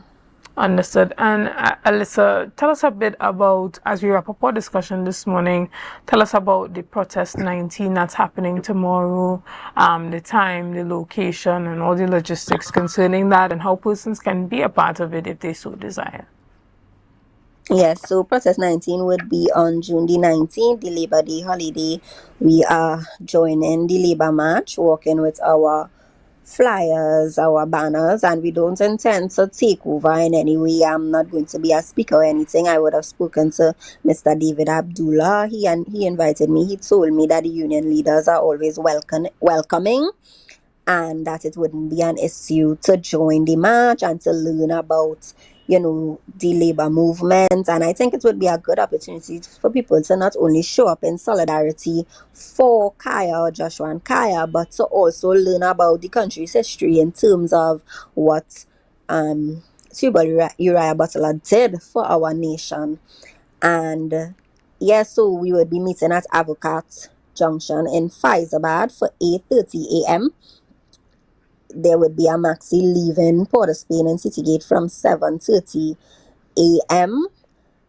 And I would have told persons that if they want to confirm, they can contact me at 287-1070, because we have limited spaces on, you know, who I can be able to get the transport for. But other than that, we are hoping that, you know, people would make their way up there and show up in support.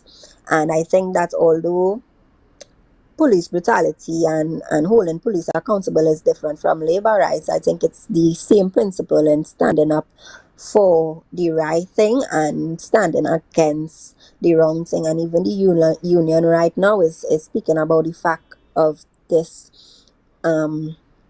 protest zones that the government would have administered the day of my arrest, or I believe it was the day after my arrest, to tamper with our movements, because we would have mobilized. We went to Shagonas police station, Aruka police station. We went to a lot of places around the country, and now they are saying we can't protest in front of police stations at all.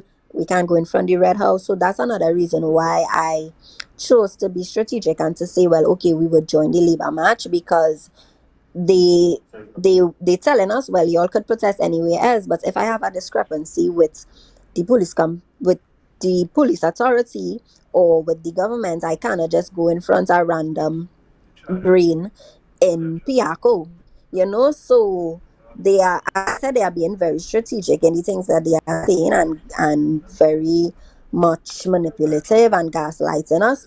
And I have to seek ways that I could go around it and still stay within my legal limit, because if it's one thing I have always stayed within the law for these protests, I have always sent notice. And so understood. That would be the final protest in the 19 Bullets 19 protest campaign, and after that the fight isn't over. It would just be the end of the campaign. Understood. Well, Alyssa, we hope for nothing but for that justice would prevail in this particular case, and that the truth in essence will be revealed. We want to thank you for being here, and we're going to take a quick break right here. But before we take a break, we just want to remind our viewing public that the views of our guests here on Tobago Updates are just that, the views of our guests, and not a reflection of the views of the television station. Ladies and gentlemen, we'll take a quick break and we'll be back after this. See you soon.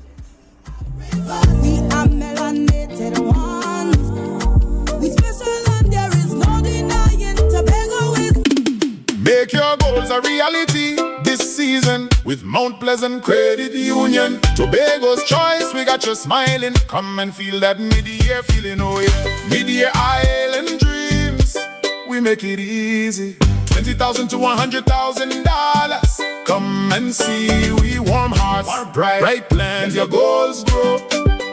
Mount Pleasant Credit Union, Tobago's choice. You know, every loan wants to prove more reasons to celebrate. Chance to win big, doesn't that feel great? Up to $3,500 in exciting gift certificates. Share investment starts as low as $2,500. Mid-year island dreams, we make it easy. $20,000 to $100,000. Come and see, we warm hearts, bright plans, let your goals grow. Whoa. Mount Pleasant Credit Union, Tobago's choice, you know.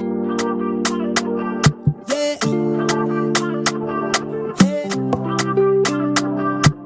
Tobago updates.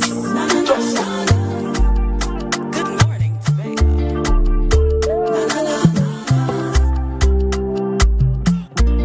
Let's go. It's a brand new morning. Rise up to a brand new dawning. As the passion starts. Good morning, and welcome back to Good Morning Tobago. Ladies and gentlemen, you know that Father's Day is right around the corner. This morning we are chatting with Mr. Rondell Fields, who's the president of the Fathers Association. Good morning and welcome. Morning. Thanks for having me. It's a pleasure to have you this morning. And as we see Father's Day coming up on the horizon, this morning we're just chatting a bit about the role of the fathers in our society and the fact that, you know, there are many fathers who take on the role of both parents and are not acknowledged or supported for that. Good morning and welcome. Morning. Thanks for having me again. Right. As Father's Day is approaching, is there anything that the organization is doing to celebrate fathers this weekend? Yes, of course. This weekend we have our Fathers and Family Hike and Plant. This is the second installation of it. Last year we had a grand time. We had a couple hundred people there. We expected a greater attendance this year. It's actually an event that we partner with the Eco Titans. Eco Titans are a hiking group that promote reforestation. And you know, since last year we enjoyed coming together and hashing the idea together of showing the similitude of the planting seed as a spiritual process together as the planting seed as a familial process as well. So it is something that we realize that we could kill two birds with one stone. We realize that we could reforest and we could, in other words, plant seeds of legacies when it comes to family and building bonds as well. So, I mean, it's some. Yeah, go ahead. How can persons become a part of this hike and plant that's happening this weekend? Oh, yes, most definitely. It's on the Eco Titan page. It's on my Facebook page as well. I could give the location. We're going to be there from 7 to 11:30 a.m.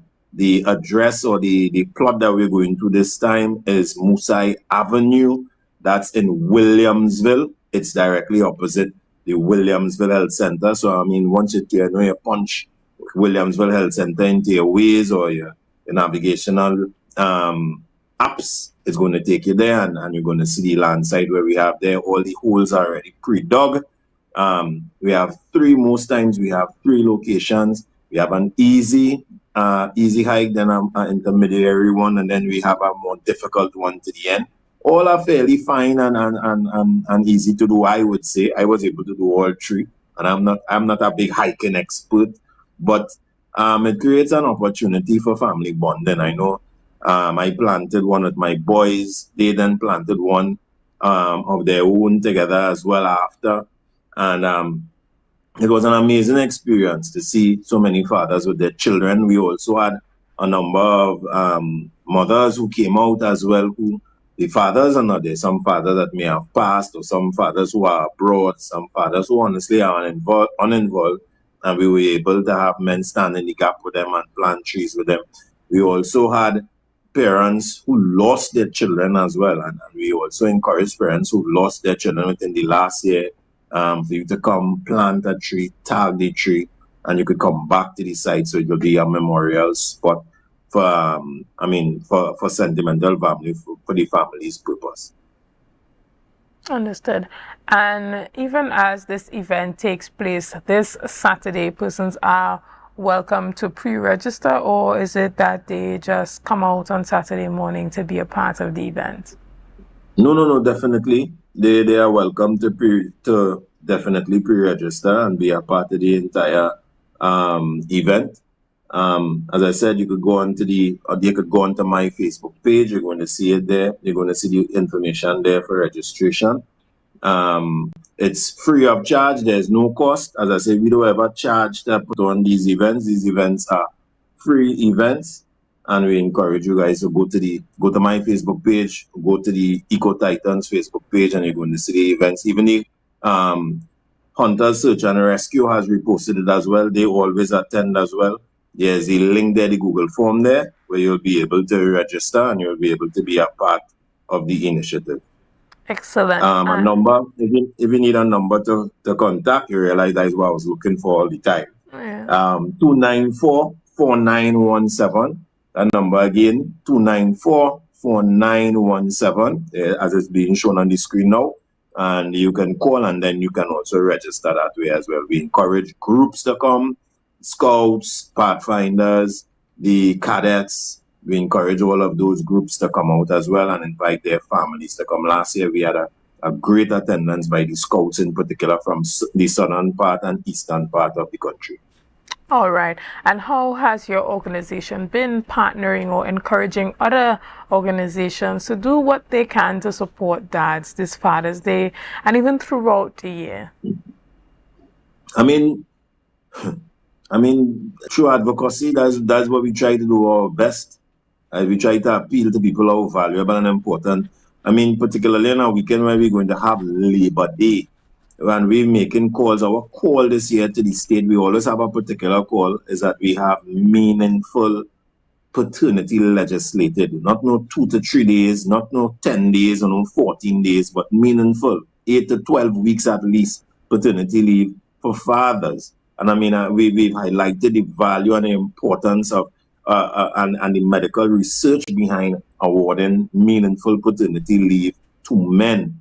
We highlighted research that was conducted by the University of Southern California by Dr. Cardenas, Dr. Saxby, to women who showed that meaningful paternity leave, not minor, but meaningful paternity leave, actually gives the man a particular type of brain training that makes him a better father for the rest of his life.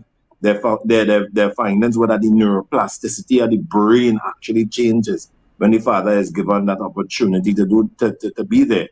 And to go back to your point more so than anything else, we are making a call. We're making a call now for other groups that associate themselves to this being Labor Day. This really should be on the labor movements and the trade unions' top agenda. We see them fighting and talking about increasing in wages, and those things are important. But what about support of family life, increasing time for persons to be able to spend and have recreation with their family, be there for important parts of the child's life, like the immediate postnatal stages? Why isn't that social component important to the labor movement? And if it is, I am hoping that on their platforms tomorrow, they prioritize it. And I am calling them out right now. I'm calling out David Abdullah. I'm calling out Michael Anaset. I'm calling out Ansel Rouget. I'm calling out all of these union heads. Watson Duke, even though he may not be directly there again. These are men that I know personally, so I could call them out. And at the end of the day, I expect this year particularly, as it's so close to Father's Day, that they support this call for meaningful and balanced and equitable parental leave for fathers in the workplace. Understood. And I think that that's a strong call that's being sent out there this year for Labor Day, you know, for the labor movement to really harp on the importance of ensuring that equity as it pertains to paternal leave for men. Ladies and gentlemen, we're going to take a quick break right here. We want to thank you so much, Mr. Fields, for the work that you're doing. And we're reminding you that the Hike and Plant is happening on Saturday.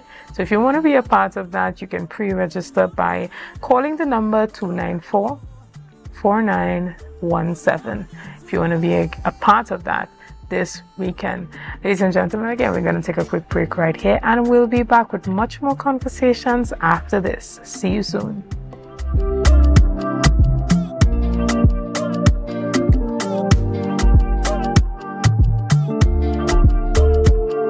Step out of my dreams to my real life. This girl, I wanna know you feel like, yeah. Come closer to me, let the stars align, yeah. In the middle of the night, you bring the sunshine. Miss Lady, she have a pot on the fire, burn a flame when she cooking. Welcome to Tobago Glass Supplies Limited, where innovation meets excellence and service reigns supreme. Our commitment is simple: to provide high-quality, innovative aluminum, vinyl, and glass solutions for both commercial and residential spaces. At TGSL, we don't just meet needs, we exceed expectations. Our range includes the finest aluminum cladding options, setting new standards in durability and style.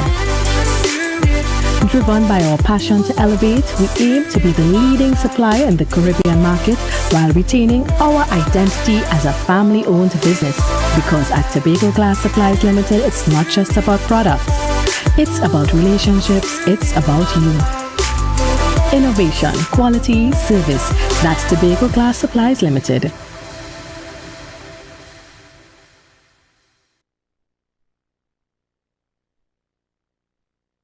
Sofa Factory is here in Tobago. Conveniently located Montessori Drive, Glen Road, Scarborough. Up to 20% off on select sofas for customization. Deals on some sofas from as low as $4,000 until stocks last. 10% off on all wardrobes. Half off on shower heads with the purchase of a vanity set. Come in and experience the new way to shop for furniture and see the quality in person.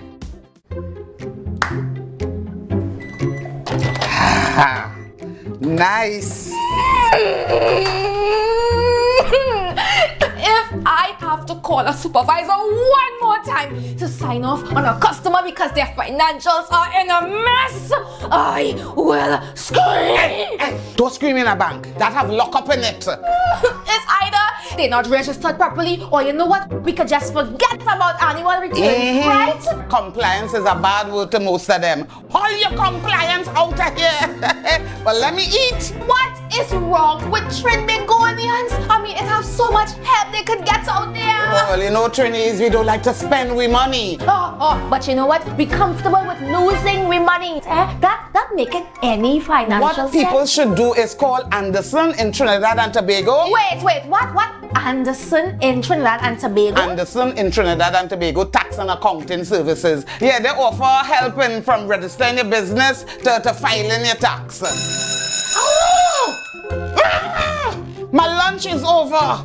Oh! Wait, tell me more. No, go and scream in the bank. You go and scream in the bank. No, I don't get one sooner.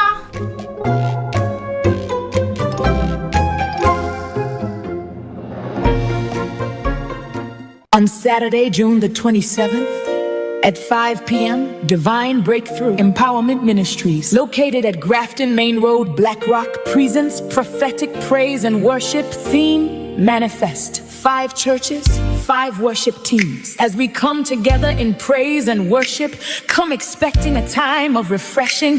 Come expecting your healing, your deliverance, your miracle, your salvation. As God manifests Himself. See you there. Yeah. Looking for office attire or worship apparel, then come to Tia's Classic Closet. Shopping for casual clothing or just want to dress down. Big discount, so it's you on clothing and comfortable shoes. Get some wonderful accessories to match your attire. Come to Tia's Classic Closet at 39 Montgomery Road. Opening hours daily from 9:30 to 5:30. For more information, call 710-168-99999.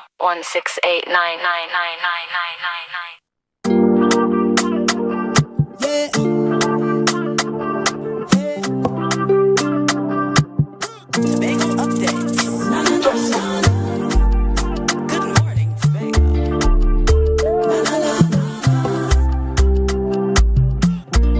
Let's go.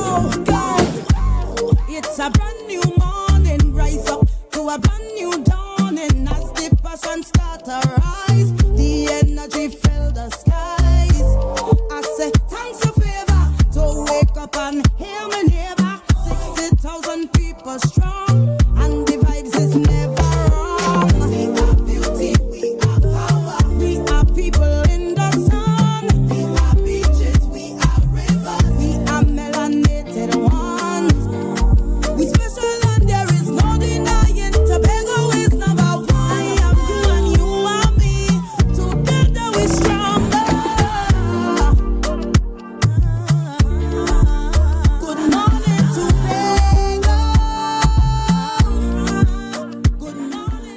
Good morning, and welcome back to Good Morning Tobago right here on Tobago Updates. Ladies and gentlemen, we continue our conversations this morning, and we have the privilege of sitting in studio and chatting with a powerful team from Church on the Rocks in Buku. This morning we're here chatting with Pastor Paul Joseph as well as Nikisha Dennis. Good morning and welcome. Pleasant good morning. Right, and we're talking about one of your annual activities that's happening very soon. We're talking about the annual prayer breakfast. Tell us a bit about it. Right, so the theme is Breaking Barriers Through Prayer, and it's taking place on the 19th of this month. That is actually tomorrow morning at 7 a.m. Right. In the sanctuary, Church on the Rock Buku Outreach. That is Buku Town Center, the 3rd floor. And it's important now that as a nation we embrace the power of God and the power of prayer. The word of God declares, if my people who are called by my name would humble themselves and pray and seek my face and turn from the wicked ways, then I'd hear from heaven, forgive their sins and heal their land. And now we realize that we need healing in Trinidad and Tobago, and this is an opportunity for us to come together as a corporate body, as the body of Christ, as citizens who are concerned to pray. So it's a prayer breakfast. So we're starting off with ministry, we're starting off with prayer, and I'm happy to have Sister Nikisha Dennis here with me, hardworking member of the committee. She could expound on the actual activity. Right, and so touch a bit on the team again for us and the actual activities that would be happening tomorrow morning. Oh yes, definitely. Our theme is Breaking Barriers Through Prayer. As Pastor Paul said, it's important that we pray the nation, not just for Trinidad and Tobago, but what is happening in the world, we see it. And as a body, as a church, we have to be prepared for it, and we are. And yes, it's being held on the holiday, where everyone may want to sleep late and rest, but as our First Lady would always say, wake up, shake up, put on your makeup and come on out and support, be a part. It's being held at Church on the Rock Buku, 3rd floor. We have a lovely breakfast menu for you. Breakfast is being served at 10 a.m., so it's not a breakfast, but it's going or a brunch. We're mixing it with a very exquisite menu. Right. And what we have for you here, we have wings, we have waffles, we have muffins, we have sweet bread, mini hops, and sauté sausage. And for our vegetarians, we have pumpkin and complimentary soup and fish bites. So come out and support. It's on the 3rd floor, Church on the Rock Buku, the Buku Town Center Mall, and be a part. Let us engage our island. Let's engage in prayer for our nation, for all that is happening. Prayer changes things. Understood. And again, tell us the time that the event is starting. When does the prayer start? When does the food start? So the persons who are saying, yeah, I'm just coming for here the food. So the prayer starts at 7 a.m. sharp, and we have a powerful, very dynamic speaker, Evangelist Elaine Toby. She's going to be there. We have a great lineup on our program as to how we're going to engage in prayer, not just for the nation, but also personally, to touch their impact persons who are there through prayer as well. Breakfast would start serving promptly at 10 a.m. So if you want to come and just, enjoy that lovely menu I just listed out, you can come at 10 a.m. and receive your breakfast as well. It's only $60 for a ticket as well. And you can feel free to give more. Understood. Yes. What are some of the other community engagement activities that you guys participate in? Right. So it's an interesting question because of the challenges that so many communities face now in Tobago. Is important for integration for ministries. And what we do and what we have done over the years is that we have engaged in back to school hampers. So we give back to the community, persons who need book bags, that kind of stuff. We have a pantry where persons from the community, if anybody at any point in time doesn't have something to eat, they could usually, I get calls and we accommodate persons, we assist members of the community. And we have other significant plans in terms of sporting activities for the community. The outreaches that we have, the ministerial outreaches in terms of evangelism, has yielded great results in the community. So we have seen persons come from literally on the block, on the streets, and now they are gainfully employed, and Christ has changed their lives. The ministerial aspect of the event would be really, really impactful.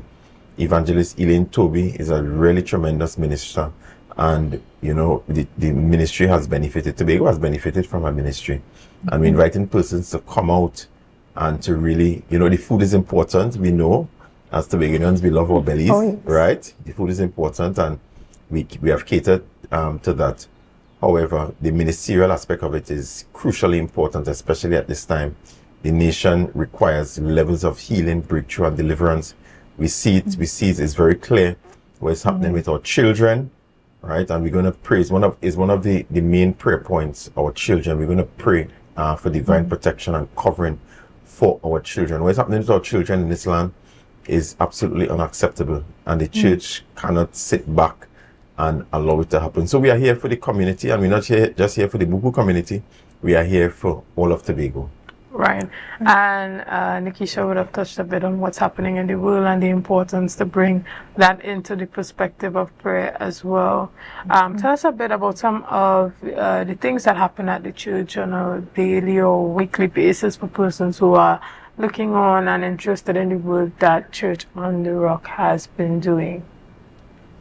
Well, we have a vibrant, and I'll have Sister Nikisha Dennis expound on the women's ministry here, but I would speak to our worship service on Sunday. is really interesting. It's an amazing service because we focus on the presence of the Holy Spirit and not the presence of an individual, right? So we believe in the move of the Holy Spirit, the presence of the Holy Spirit. So on Sunday mornings we have service. It says they start promptly at 9:30 a.m. and we have levels of prayer on Monday evening we have prayer meeting, and during the week, Monday, Wednesday and Friday, we have online prayer. So persons from across Trinidad and Tobago actually participate in the online prayer. It's very interesting. We also have Bible studies on Wednesdays, and we have several active ministries that are really flourishing. God has really blessed the ministry. The Sunday school, which is one of my favorite aspects of ministry, the youth ministry, and the men's ministry, the women's ministry. Sister Dennis could expound on that. She is presently leading the charge with the women's ministry. The women's ministry is doing a lot of dynamic work, and we have different levels. We have different plans in the pipeline to continue to serve not just the Church on the Rock, but the Tobago community as well. Sister Dennis, you could speak about the women's ministry. Yes, thank you, Pastor Paul. Yes, I'm the lead for the women's ministry, and we, before being in church, persons wonder what are we going to do in church for social life and these things. And with our lead as well, our first lady of the church, we keep very active. We command our year with a deeper life that builds the women and the community, where we start our year in a spiritual shut-in, a weekend shut-in, and we just give God that time. We go in praying and fasting. And throughout the year, we have activities for the women that really brings us together.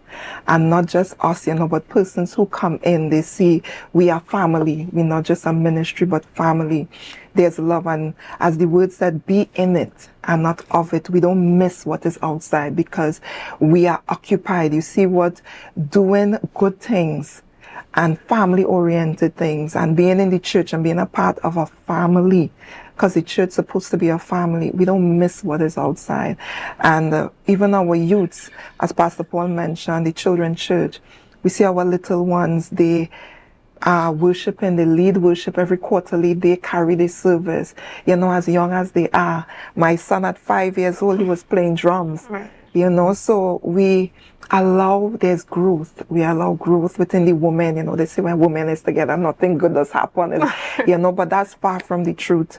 With Church on the Rock Buku, we grow and we build each other up. We are family. Excellent. And so just remind our audience about what's happening tomorrow morning for the persons who are in the Buku, Mount Pleasant, Canby district, or even persons who are just going to be around on a whole, heading to the beach maybe. There's so many things that are happening, but they're looking for some good breakfast tomorrow. And they get some prayer mixed in with that. Remind them about the time and the menu. Yes, of course. So we welcome the entire Tobago community to our prayer breakfast, or annual prayer breakfast actually, and is going to be taking place on the 19th of June. And it may sound far, but that's actually tomorrow morning at 7 a.m. right? And we're going to continue to pray that barriers are broken through prayer. The course is only $60, and we're going to have, aside from a really wonderful menu, we're going to have really exceptional ministerial outpouring from evangelist Elaine Toby. She's going to be there, and we're going to pray, and we're going to come together as a Tobago community. Religion aside and everything else aside, there's going to be true solidarity in prayer as we believe God for barriers to be broken tomorrow and going forward. All right. Well, I want to thank you guys so much for being here. And we're wishing you all the success with your annual prayer brunch that's happening tomorrow morning at 7 a.m. sharp at the Church on the Rocks in Buku. Ladies and gentlemen, you see, if you want to be a part of that, that's your opportunity to do so.